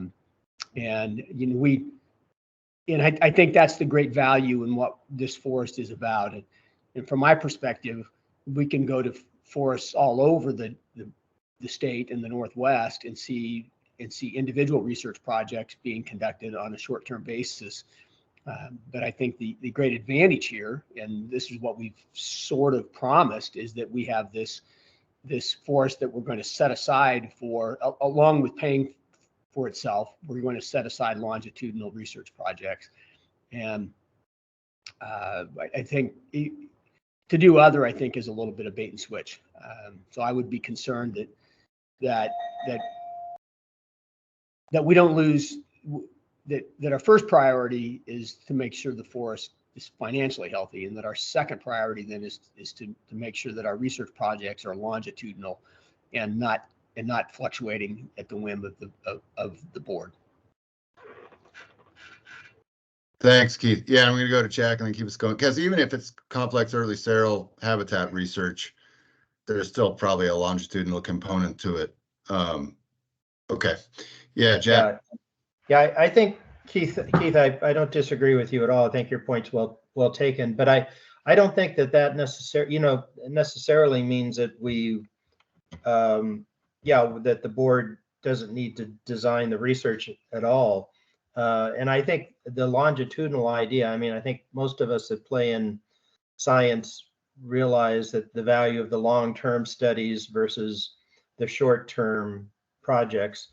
But I don't think that we necessarily, I think that a good research coordinator, working with others in the field can design these long-term projects, and we can figure out this mix. I mean, forest resiliency is always going to be an issue. Some of the habitat for these rare species is always going to be an issue. Water quality and so forth. So I guess I'm still kind of am taken by this idea, or at least want to think about it more of, do you really need a research entity to kind of guide us, or is a top-notch research coordinator that can work with everybody, can get to those same areas? And I don't know, but it's I think it's a good thing for us to think about. And again, maybe that is a way to bring in a broader research community to this than we might otherwise have. But regardless, I think we all understand the value of those long-term things, and we don't want to go back and forth and in research projects, and we don't necessarily want the board designing the research. I hear you on all those fronts.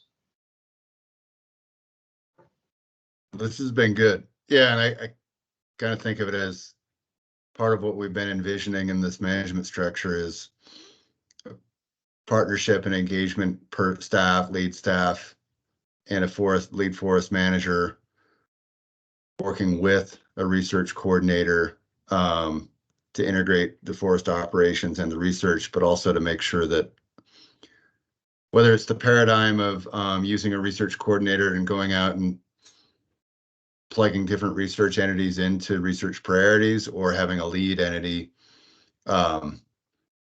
where the coordinator lives, it feels like through the Senate Bill 1546 effort and all along, it's like you all have wanted, and I think DSL would want this too, you all have wanted the research entity to be coordinating across broader partnerships, whether that's like early sterile elk habitat, Rocky Mountain Elk Foundation and the hunting community, or tribal governments and what tribes are prioritizing for research, or the conservation community and timber interests. It's like bring something to the board that shows how different partnerships are being integrated into research.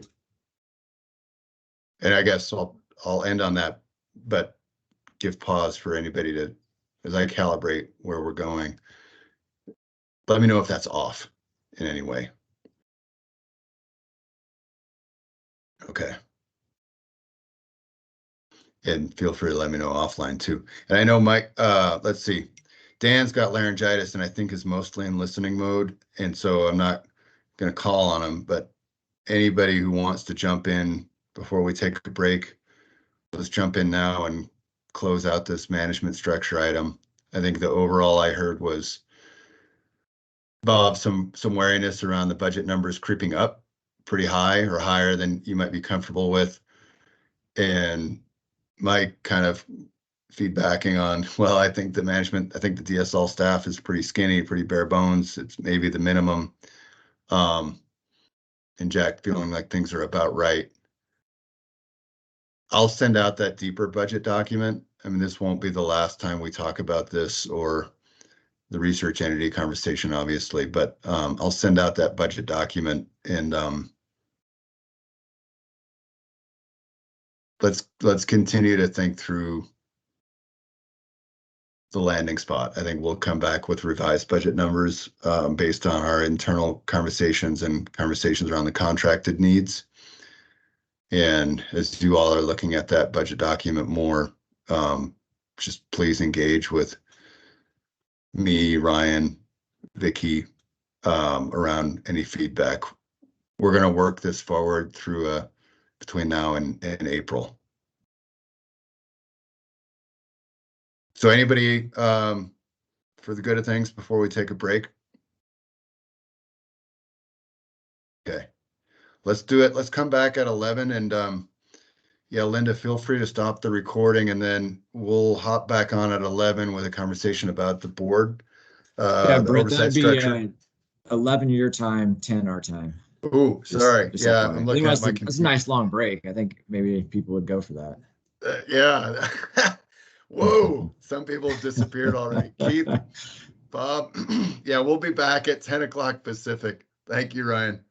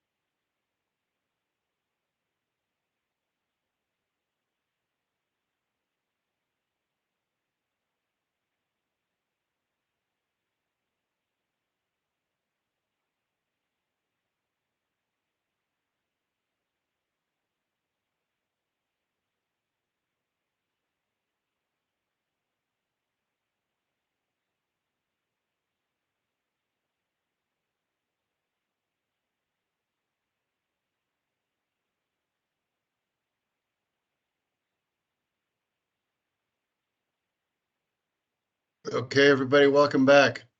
If we could have advisory group members at least come back on camera, just so I know folks are there, that would be great. And then Linda, feel free to resume the record if it hasn't been stopped yet, or if it has been stopped yet.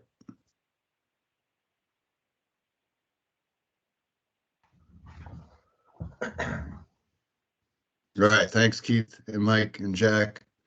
And let's see. Give Bob a second. And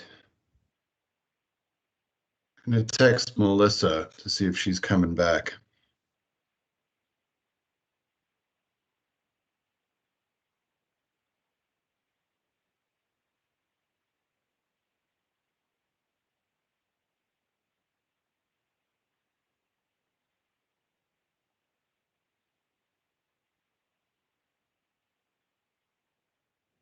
And Bob, are you there? Are you at your computer?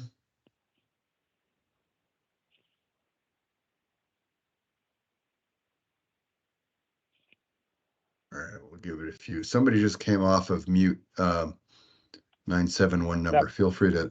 Yep. Hey, Brett, this is Matt DeVore from the 971 number. Oh, excellent.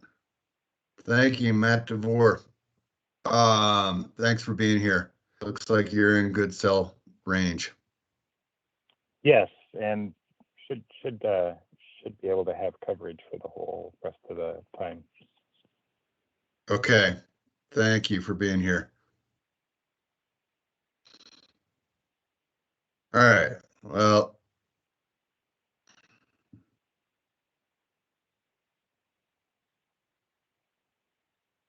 Let me send a quick text and we'll get going. The agenda check, where we are in the agenda is discussion on the board of directors and basically the approach to oversight.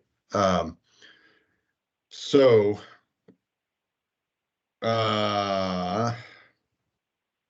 we have Matt DeVore here with us from Department of Justice, and Matt, thanks in advance for that. And just for a little bit of recap, the document that you have in the meeting materials is an updated version with some track changes in there from the document you saw last meeting, our last advisory group meeting on the oversight structure. And Matt and I have had a chance, our DSL's commitment coming out of last meeting was we would talk with DOJ about some of the parameters around what under current law the board authority has, or what authority the board has or would have, could have. And that's relevant to knowing that we're in a different position than we were with Senate Bill 1546 and the existence of a bill that spelled out board authority or board of director authority and responsibilities and duties. We don't have that legislation anymore. So we're working on a management structure within a different context, and I'll hit that at the outset along with Matt. Let me just see if we've got anybody else coming back.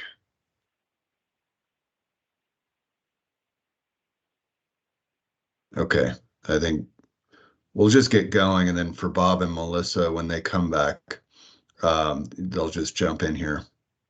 So where I wanted to start this conversation is to bring the document up really quick, but not, it's a Word document, and you'll have it, and we could go back to different pieces because there are some comment bubbles that I think tease out some conversation topics. But at a high level, some of the changes to this document from what you've seen before are the following. I've tried to break the document into three distinct parts. One is this overarching paragraph on what the Elliott State Research Forest Board of Directors would be. And relevant to that is this added sentence about, the board's functioning in an advisory capacity to DSL based on some delegated responsibilities. And I want to come back to that because that's kind of critical to where we are right now. But for the document structure, the second part of the document is really the description of what the board's duties and responsibilities would be. And I've separated out from that. We, go to the end of the document, what the state land board's proposed role would be. And so,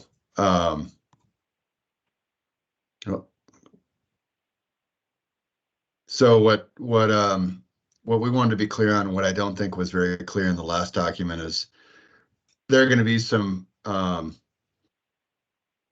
some roles for the state land board that they were parked in Senate Bill 1546, but since we don't have that legislation anymore, the land board would have to basically agree and accept that it would want to take on these roles. You all can recommend and advise DSL on what they would be, but we would have to take them to the land board and the land board members to see if they want to take on those roles, kind of consistent with what their role was per Senate Bill 1546. So that's the last part of this document, just the proposed land board roles around policy direction, as well as the membership and appointment process for the board. So that's the land board part of this document. And then the meat of it is around what the board duties and responsibilities would be for the board of directors. But I think what I wanted to do, and I'll take the document down, is talk a bit about the framing of this and have Matt chime in on this, because my sense is we need to just be clear with you all, and you all need to react and advise on how you're feeling about this board and where it needs to land. But I think the short of it is we can't go outside of existing authorities that exist for the land board and Department of State lands with respect to a board of directors that is tied to a program, i.e. the Elliott State Research Forest within Department of State lands. And so really, unless there's a new statute in the future, we're going to be operating under the existing authorities that we've got. And that means the board would be functioning in an advisory capacity to DSL. And so that overall framing, I wanted to draw Matt in here, but that overall framing is, it's flavored the edits throughout this document, where you see certain track changes around, the board would advise and review rather than the board actually being able to play a role of true oversight with all the authority that's implicit in the word oversight. So Matt, can I bring you in on this just for your flavor through your language and thinking on it, and then I'll go off screen while we do that. Yeah, Brett, that sounds great. And just to help me get some context, I apologize I'm not able to be on video, but can you help me understand who all is participating in this, just so that I have that context? Yeah, absolutely. So from the advisory group, we have Keith Timchuk, Mike Kennedy, Jack Williams, Bob Salinger, I believe Melissa Cribbins, and I believe Melissa will be jumping back on at some point here. And then we don't have, from the public, we have Bob Zybeck, Shannon Murray from Oregon State,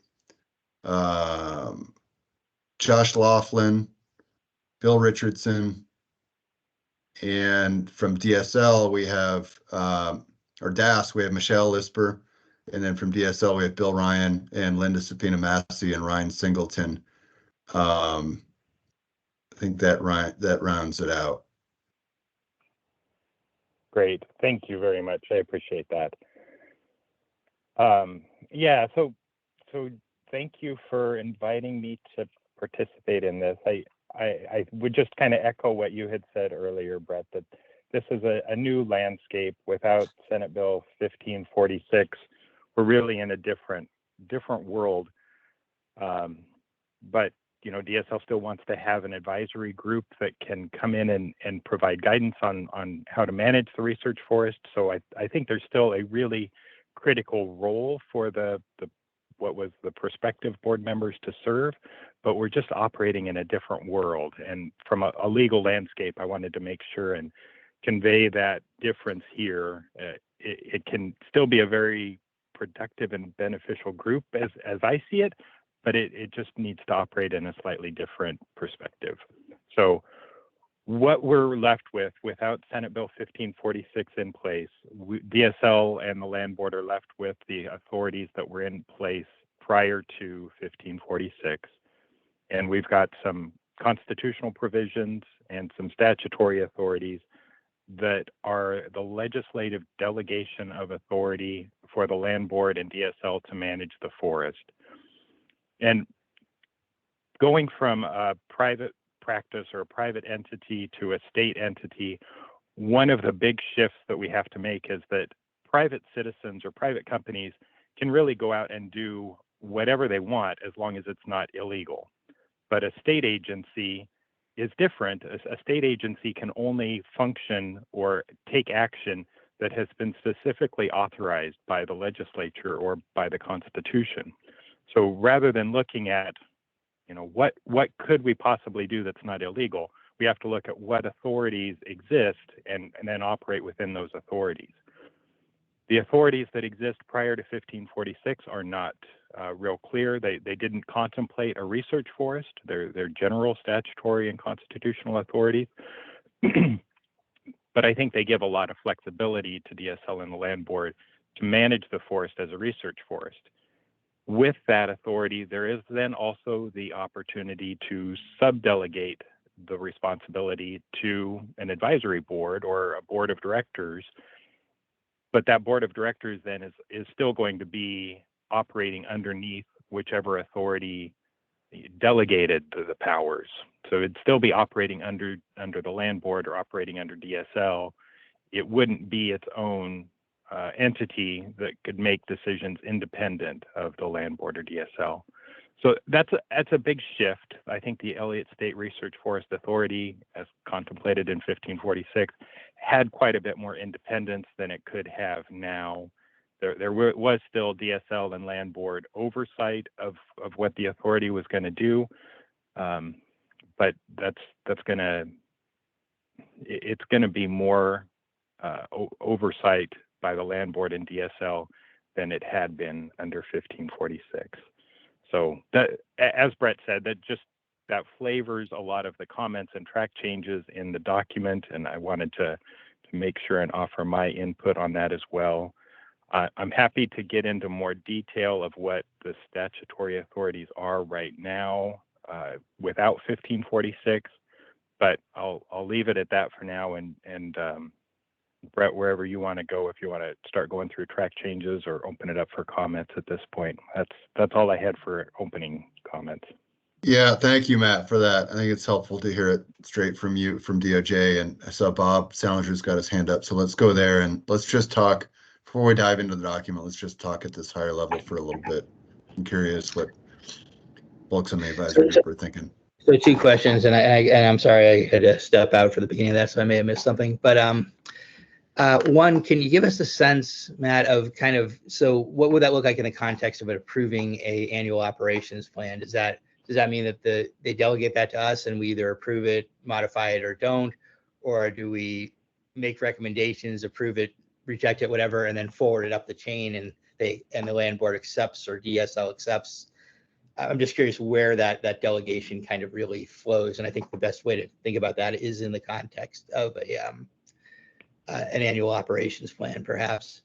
And then the second question is, and you may have covered this, is this kind of the interim operating until we get to the next 2025 legislative session where we may seek legislative authority of some sort for a board? Yeah, I'll answer the second question first because I think that's probably the easier one. If we get new legislation, then this landscape will completely change on what the new legislation tells us. So certainly we have to be flexible and follow the legislative direction. The first question with an annual operating plan, I think that there is quite a bit of room to figure out how to manage the relationship. So if we think about three different entities, we've got the land board, we've got DSL, and then we've got this board of directors that's being formed. Right now, the land board approves, there's a couple of big overarching plans, like a real estate asset management plan. The land board approves that plan, and then DSL manages lands pursuant to the plan. DSL is not obligated to come back with a here to say, here's how we're going to manage this particular piece of land that gets land board approval. So that type of an annual operation plan approved by the land board is not, in my opinion, it's not a part of the current structure of the land board. The land board delegates that to DSL, and DSL can then make its annual operations plan within that land board delegation. That doesn't mean that has to be how this board of directors operates. It could be that you would want to have an annual plan that goes back to the land board for approval. And if that's what the land board wants to do, they could require that each year there has to be a new AOP, and it is either voted up or down by the land board. I think that where I would draw a distinction is to say, who gets the sort of final approval authority of that annual plan. And my concern would be that the board of directors shouldn't have a veto authority over DSL or a veto authority over the land board, but it's a plan that could be developed by the board of directors. And then at some point, either DSL or the land board would have or would retain the authority to say, no, they don't like that plan, they want it revised. Whether that's an annual report that comes back to the land board, or if it's just some understanding that the land board has that authority if something in the plan is outside of what they believe the policy direction should be for the forest. That was kind of a long answer, Bob. Does that get to it, or does that raise other questions? It does. I think it does create an interesting dynamic, though, and hopefully everything is very kumbaya, right? And everybody's working hand in glove, and we come to agreement. I think where it gets interesting, and I think about somebody like the ODF or ODF and W Commission, where they are actually sitting above the agency, and really they have the final say. It could relegate this board to basically, when it gets tough, for example, let's just take a hypothetical where either the harvests are not aggressive enough or they're too aggressive. We're moving toward one extreme or another because of politics or whatever's going on, and the land and the appointed board says, no, we don't think that really matches all the agreements we have in place. We really think it needs to move over here. It would create a little bit of an interesting dynamic because you have DSL leadership above us, DSL staff somewhere else in relationship to us. But basically, we will really just be advisory. We will, I guess, at the end of the day, what it comes down to is we'll be kind of pushing and prodding a little bit, but ultimately, really, it's DSL's decisions. DSL will make the plans, and then DSL will decide whether to approve the plans. And that will raise questions about who does the public testify to as well when they write their comments, and are they coming to us and testifying in front of us, or are they coming to some other body if it's not the land board? Yeah. Can I verify with you, Matt? I think that's right. So if DSL through the forester, the lead forester, or through the forest manager brings a proposed operations plan to the board of directors, the board's role, I think, would be limited to basically review, advice, feedback, recommendations, but then DSL ultimately, through the director or authority the director has the ability to make the decision that it wants and, accept, change, or not accept feedback and advice from the board. Is that right? Does Bob have it right? I think so. It's once we get into some more details of exactly how this works, I think it'd be easier to give a more definitive answer. Mhm. But right now, the majority of delegated authority sits with the land board, and the land board can decide to subdelegate that either to DSL or to the board of directors. There are some statutes that say DSL has to play a role in implementing the land board direction. So DSL can't be completely shut out of this. But I think there could be an opportunity for the land board to say, the land board is directing the board of directors to develop an annual operations plan, and that annual operations plan is subject to, whatever type of review by the land board. But so long as the land board is the one that makes the ultimate decision, that has the ultimate authority to resolve controversy, then I think we're going to be okay with that delegation. The board of directors would in that instance not be just advisory, but they would be voting on and developing the plan that then is the recommendation to the land board, or, subject to the land board decisions. So it maybe would be a little bit more than advisory, but it would not be the final decision maker. And who will receive public testimony? Because we do have that part of the process as well. Do you have a sense of where that? I mean, because we would be the obvious sort of entity to do that, I would think. To hold a hearing, receive testimony, have staff compile it. Am I thinking about that correctly, or is it some other body that would hold a hearing?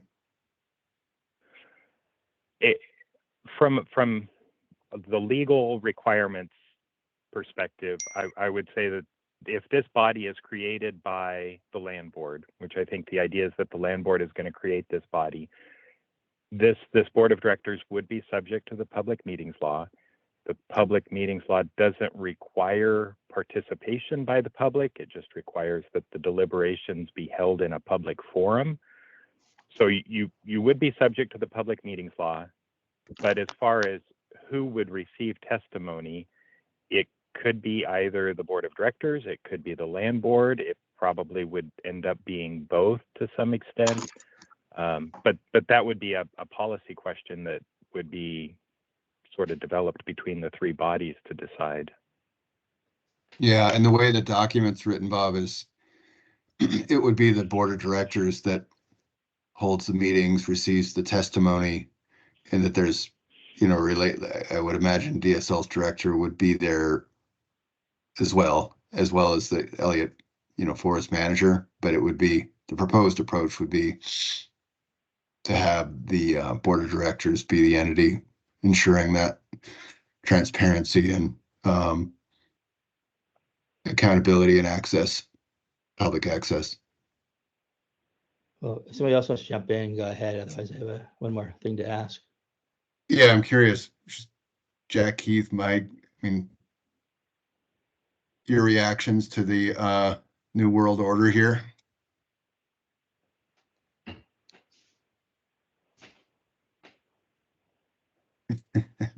Mike's looking like he's going to say something. Yeah, so a couple things.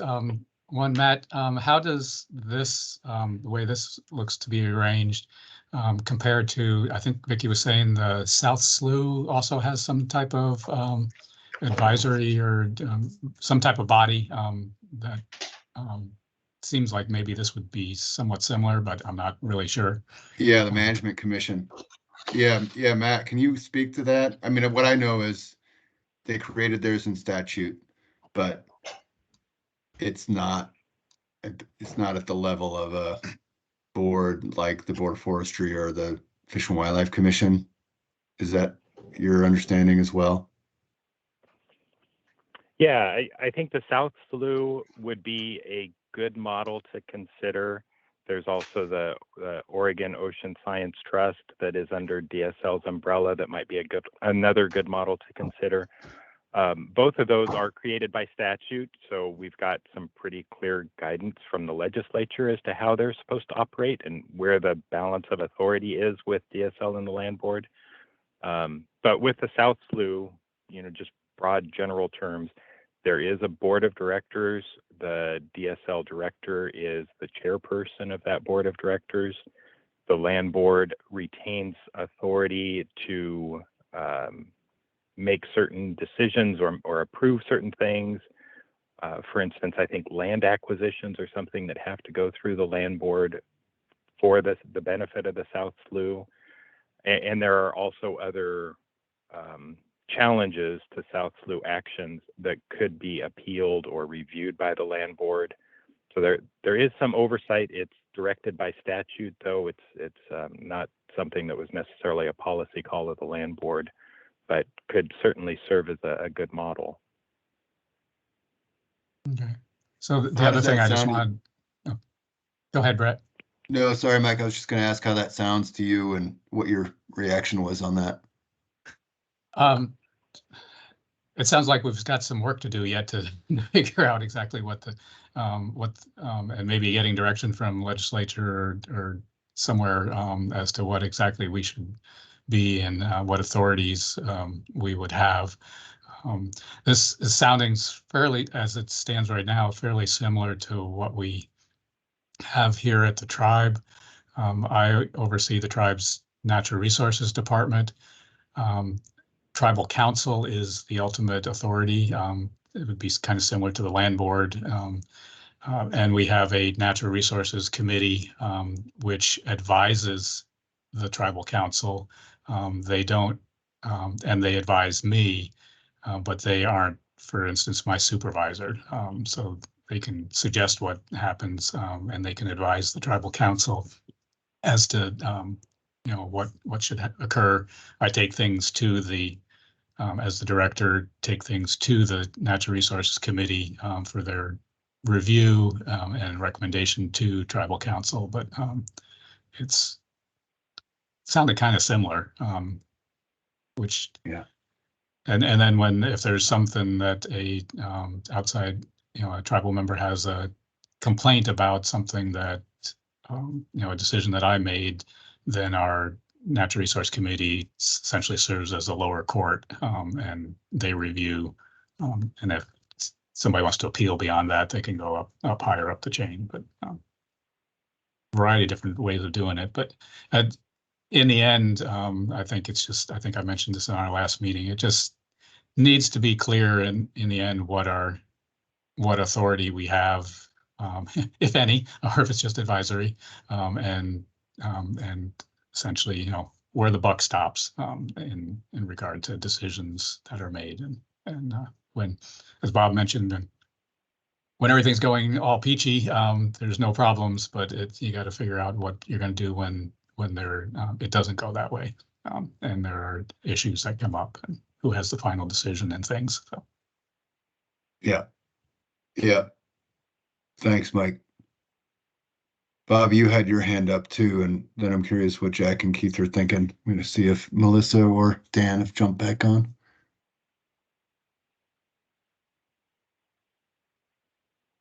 Bob, did you have something, or is that just a remnant hand? Muted. Sorry, I did have something, but I want to make sure that I've been talking a lot, so I want to make sure that we give space to other folks before I go again. Okay. Yeah, Keith, Jack, any reactions on this just higher level issue of authority? Yeah, I'll jump in real quickly and get out of the way for Bob. We've talked for a long time about the resemblance we might have to the South Slough body, and that's been tossed about for several years. And So that's no surprise. And depending on what the legislation comes out at in a couple of years, we may change, but I'm not alarmed nor concerned about anything that Matt has just told us. Okay, thanks. Jack, how about you? Yeah, I'm in the same boat. Yeah, this is sort of what I kind of anticipated, given you know, where the Senate bill didn't go, and you know, thinking that, yeah, at some point we'll need some legislation to guide this process, and in the interim we're just going to have to find a good model and you know, go with it. So yeah, nothing I'm hearing is really a big surprise to me. Okay, good. I mean, good that it's no surprise. Bob.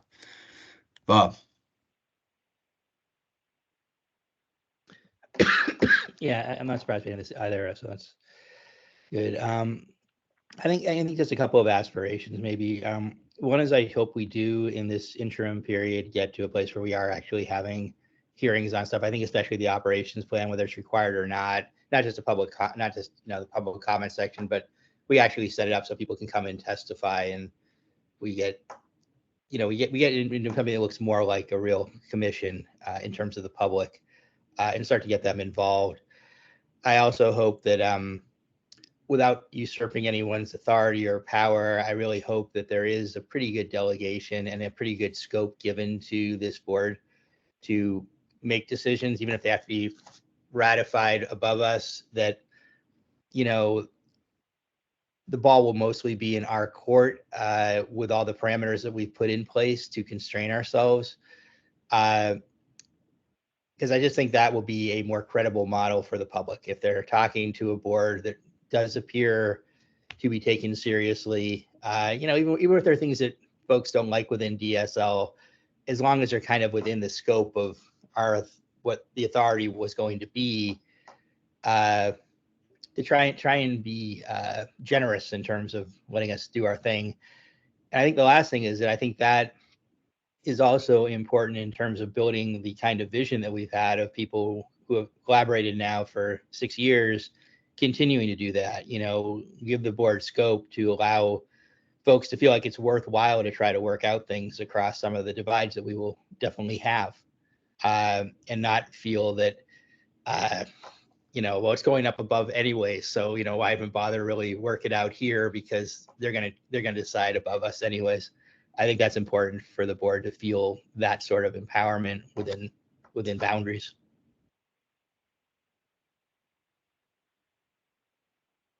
Yeah. Okay. This is the kind of stuff that is helpful to hear. Like, what would you want this board to be able to do? And then we can be sorting out whether it can be done in the existing structure, or whether it's something that needs to be parked for a potential future legislative effort to authorize it. Keith.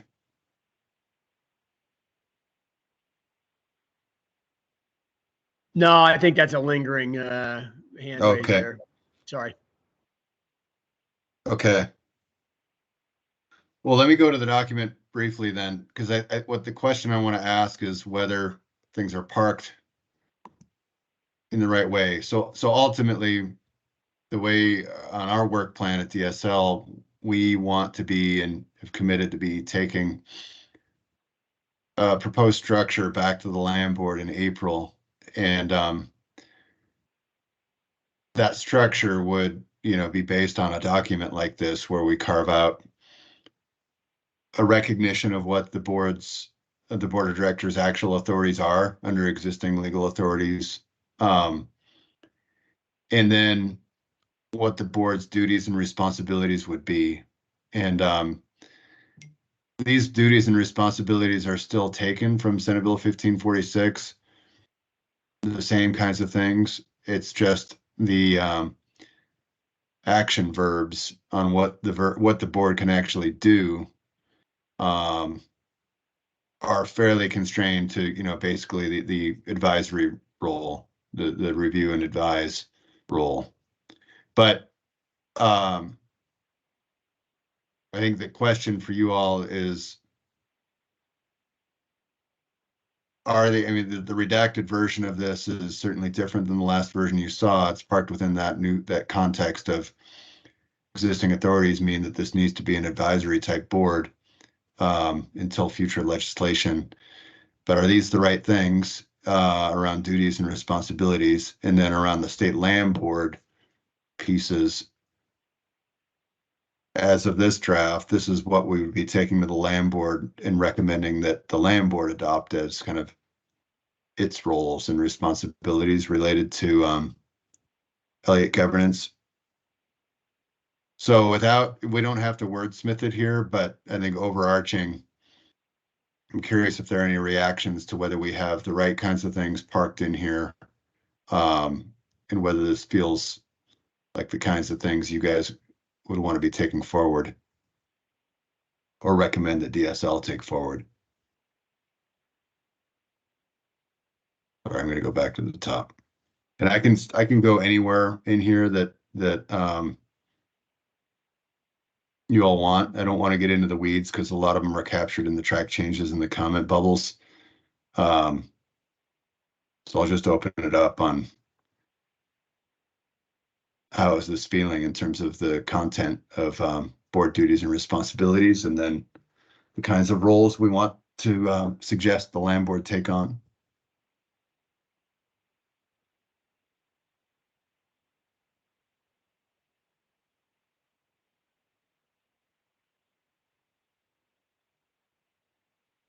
And maybe to not leave it totally open-ended.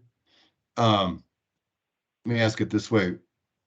Does anybody on the advisory group not want this board of directors to be the entity for Oregon Public Meetings laws? I mean, the entity that would be complying with those public meetings laws, and then related to that, operating along these procedures with respect to its meetings?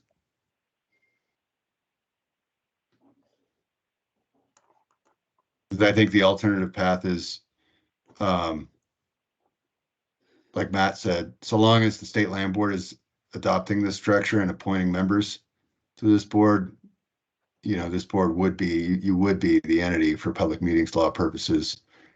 Short of that, though, the option would be they don't adopt that structure, and DSL is the entity that is complying with the public meetings laws. Brett, if I could add to that real quickly. If the state land board creates this board of directors, then the public meetings law would apply to the board of directors. But if the DSL director creates this as an advisory group to advise DSL, then it wouldn't necessarily be subject to the public meetings law. As with a lot of this process, the DSL director has said that she wants all of these meetings to be run as if they're public meetings, even though they're not legally required to. So there's still the option to sort of follow those same procedures. But legally, under the public meetings law, the entity that creates this body would have a big change in whether the public meetings law applies. Yeah. Thanks, Matt. I'll just say here that I hope we are accountable to public meetings law. We really haven't been for the last 6 years. And I think we've told the public for a long time that, when this thing moved into its next phase, we would be. And I think there is a difference as to whether you treat it like it is and whether it really is. Obviously, there's different legal ramifications, different accountability mechanisms, less opportunity to say, well, this is a really hard one, so we're just going to have a meeting without notification. And I think it's, as we move into the implementation phase, I think it's really appropriate that we are accountable to that. Yeah, does anybody disagree with that on the advisory group? Because I think the way it is crafted, Bob, is along those lines, that this would be the entity subject to those laws and appointed by the land board. Okay, I can't see everybody on the camera, but I wanted to ask it in the negative, like, does anybody want something different for the sake of just moving on through these? No, the only thing I'll say is that the early part up there at the top, all those kind of moved from insurer to advise and those kinds of, you don't need to go back up. I'm not challenging those words. Again, I'm not surprised they're there, but they are wimpy words, right? And so I just want to put a fine point on it. I really hope that to the degree possible, DSL treats us as a real board and gives us that scope, because, I mean, appreciating that they still have the final say and there may be places where they do step in, but I think those can be interpreted liberally or they can be interpreted in a very weak way that makes the board kind of irrelevant. So I think it's going to be important. Yeah, and this gets, I think, to the question of, I think I've heard, but I just wanted to clarify. It sounds like there's interest in codifying a structure in statute in the future. Is anybody not feeling that, like whether it's exactly this one as written or something that evolves over time and, is modeled based on the OOST or the South Slough model?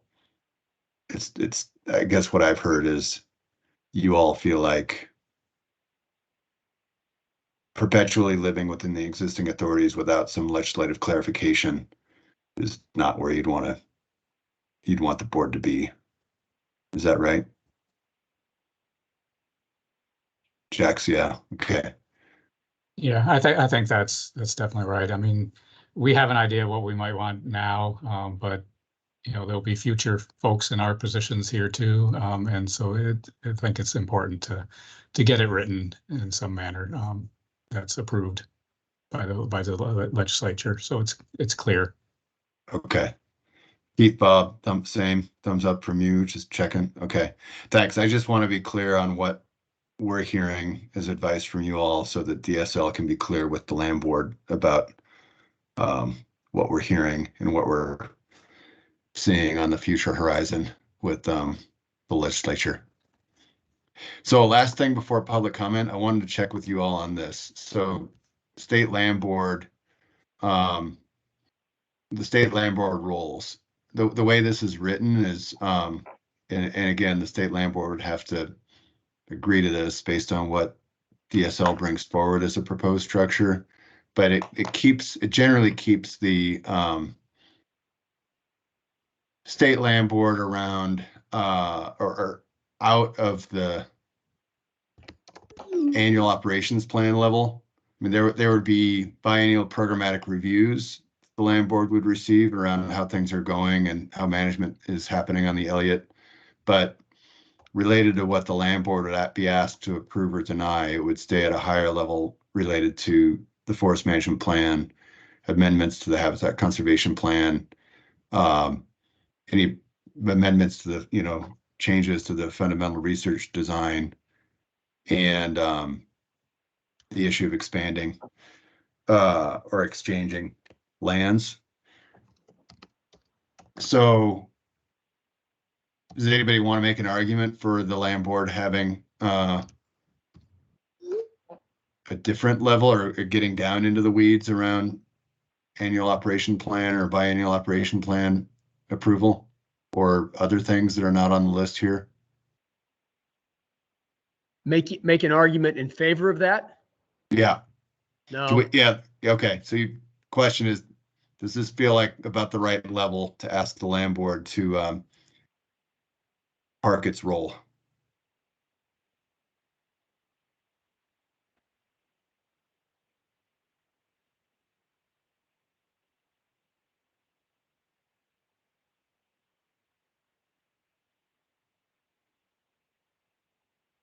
And I'll ask it, let me know offline if you feel differently. I guess I'm assuming that this is the right level. This is where you would all advise it be, and you don't want the land board getting further into the weeds. Let me know if there's stuff missing on here.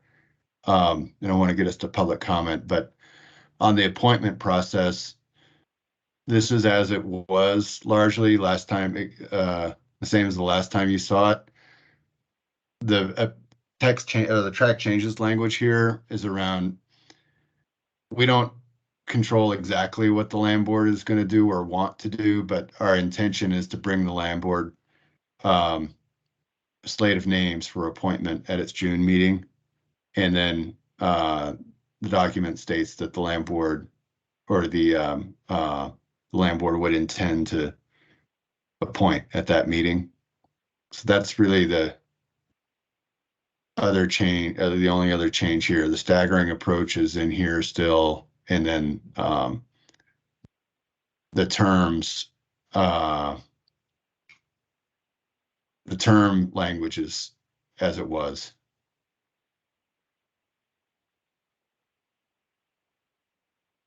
So I'm going to go off screen, and this is it's a document that is iterative. I'd say get me anything. Mike's got his hand up, but please get me any feedback you've got on the level of track changes or text changes and wordsmithing. But our intent is to keep using this document as something that we can eventually bring into the land board conversation about where it goes in April on adoption of a structure. And Mike. Yeah, just real quick, just towards the very end of that on the membership and appointment process, it talks about the voting members first appointed, and it says 2 shall serve for a term 1 year, 2 for 2 years, 2 for 3 years. Make sure that it adds up to the total number of people on the board. This adds up to 6, and if there's 7 on the board or 9, then the others are wondering how long they're on there, if it's a life appointment or what. So. Okay. I'll make sure the math works. Thank you. I just want to say that I don't feel right looking at this document without Paul back in the room. I just feel like he has to be there. He and I spent way too much time on this document. There's no reason you couldn't strike up a coffee conversation over a document like this. Keith was in that mess too. All right. I think Paul has a wine cellar that might be calling us, Bob. How's that? Well, speaking of input, whether it's on this document or the management structure or anything else related to the Elliott, it is agenda time for public comment period. So I want to make sure before we do a final wrap around next steps, I want to just check, is there anybody in the Teams meeting in the crowd here who wants to make a public comment to the advisory group? Nope, I got in late. This is Peggy. Thanks. Okay, thanks for being here, Peggy. Anybody else? Bob, I'd like to make a comment. Is that Bob Zybeck? Yep. Okay. Yeah, Bob, whether you come on, either way, come on camera or not, but the floor is yours. Okay. Quick comments. You guys have all heard them before. It's been going on for 10 years. I think people need to go to work immediately. I think HCPs have been incredibly costly, and the research should be focused on HCPs. I also think that the Giese plan, as Wayne and I first offered 7 or 8 years ago, which became a research plan rather than an education plan, but that called for landscape level research, which would not inhibit harvest methods. So we think that the 75 million feet a year that the Elliott is growing, a sustained yield forestry approach would be logging 75 million feet a year. A conservative number would be 50 million feet a year, and a proven failure is 17 million feet a year. That's why there's so much trouble with the pencil work here. It doesn't pencil out. There's lots to do. Research is needed. Research on HCPs, there's nothing to indicate that they're particularly scientific. A lot to document that they're incredibly expensive. And so far, the result has been a lot of unemployment and loss of income to our counties and schools. So I'm for active management.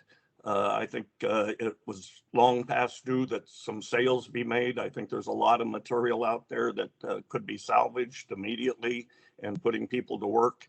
I'm worried about a lack of infrastructure because of the lack of work in the woods the last few decades. So I think the Elliott could be a shining light to show people how a working forest works. I think there's legitimate research that needs to be done, and I don't think it needs to be compromised by a limited amount of income. So same thing I've been saying for a long time. Thank you for the opportunity. Yeah. And Bob, thanks for making time to be here. I mean, it's a moment of change. So restating where you've been for a long time is it's a timely time to be saying it. So I appreciate it. Yeah. Anybody else out there who wants to make a comment? Who's not on the advisory group, that is?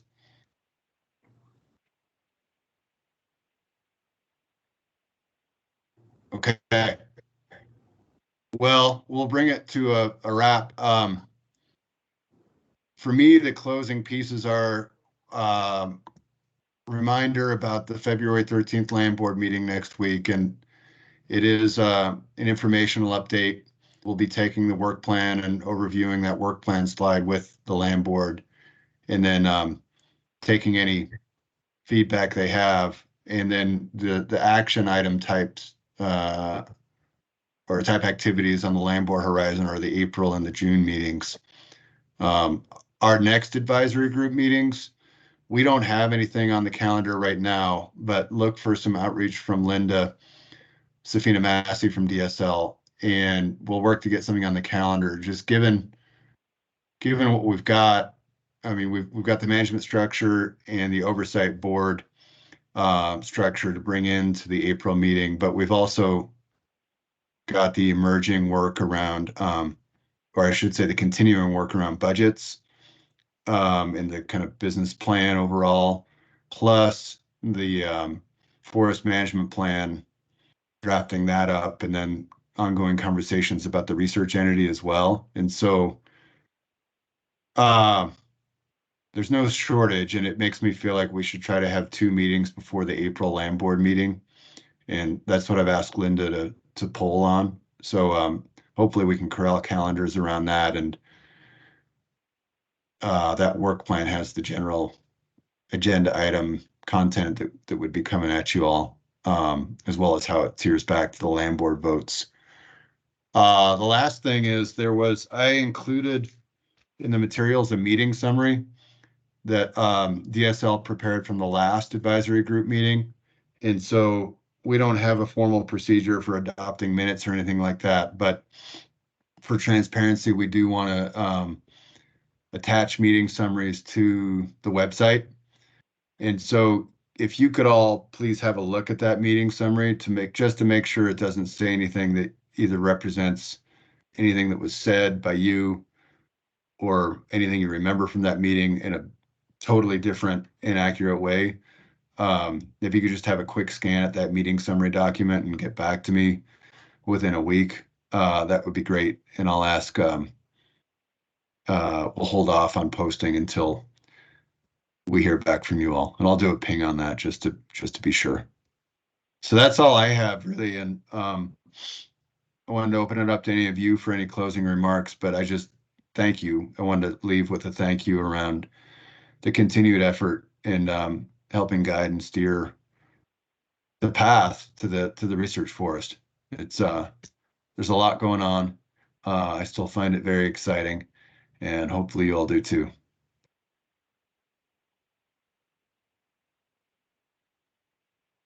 Anybody?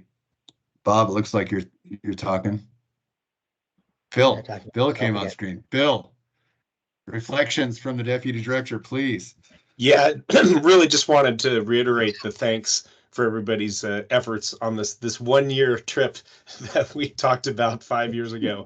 And so just really appreciate all the efforts and the people's flexibility as we've kind of seen the pendulum swings of what's happening with the Elliott. So I think we're on a good path to landing this. and just really want to just reiterate, thank you very much for all your efforts and support. And I just wanted to express my thanks to Brett for his work on the HCP. That was a monumental lift, like everything else in this process. It took twice as long. So congratulations on getting that done. Yes. Thanks, Bob. Round of applause. It's never done until it's done. So, and we do, like I mentioned, have some ongoing consultations, ongoing conversations with the federal agencies, and I do want to send you all where this is like with a summary of where this is all landing. But yeah, it does feel like we're making a mark and moving things back into the federal review court and on a timeline that gets us done within a year, while we're still preserving space for the FMP and the broader conversations. So thank you. Yeah, within the Elliott, it feels like there are more than a few threads that all hang together, but that all have their own workflow, project management needs, and complexities. I'd say you all are the most pleasant to work with as an advisory group. Thanks, Brett, for helping out with facilitating today and getting us through. I think there were some good discussions. Yeah, and I think, Jack, Keith, if we could talk more, I mean, you both have been serving in kind of an executive leadership authority around the board, the prospective board, and I didn't want to make any conclusions about what you want to do with the advisory group, but for our future meetings, I think it would be good to have that kind of structure within this group and be able to vet some things in advance with you all around not just me leading agenda items, but working with you guys to lead them too. So I'll call you separately, but yeah, let's keep it going, and thank you all. Thanks all. And with that, Thanks, I think everybody. we're good to go on closing the recording, and thank you to all from the public who attended as well. Bye all.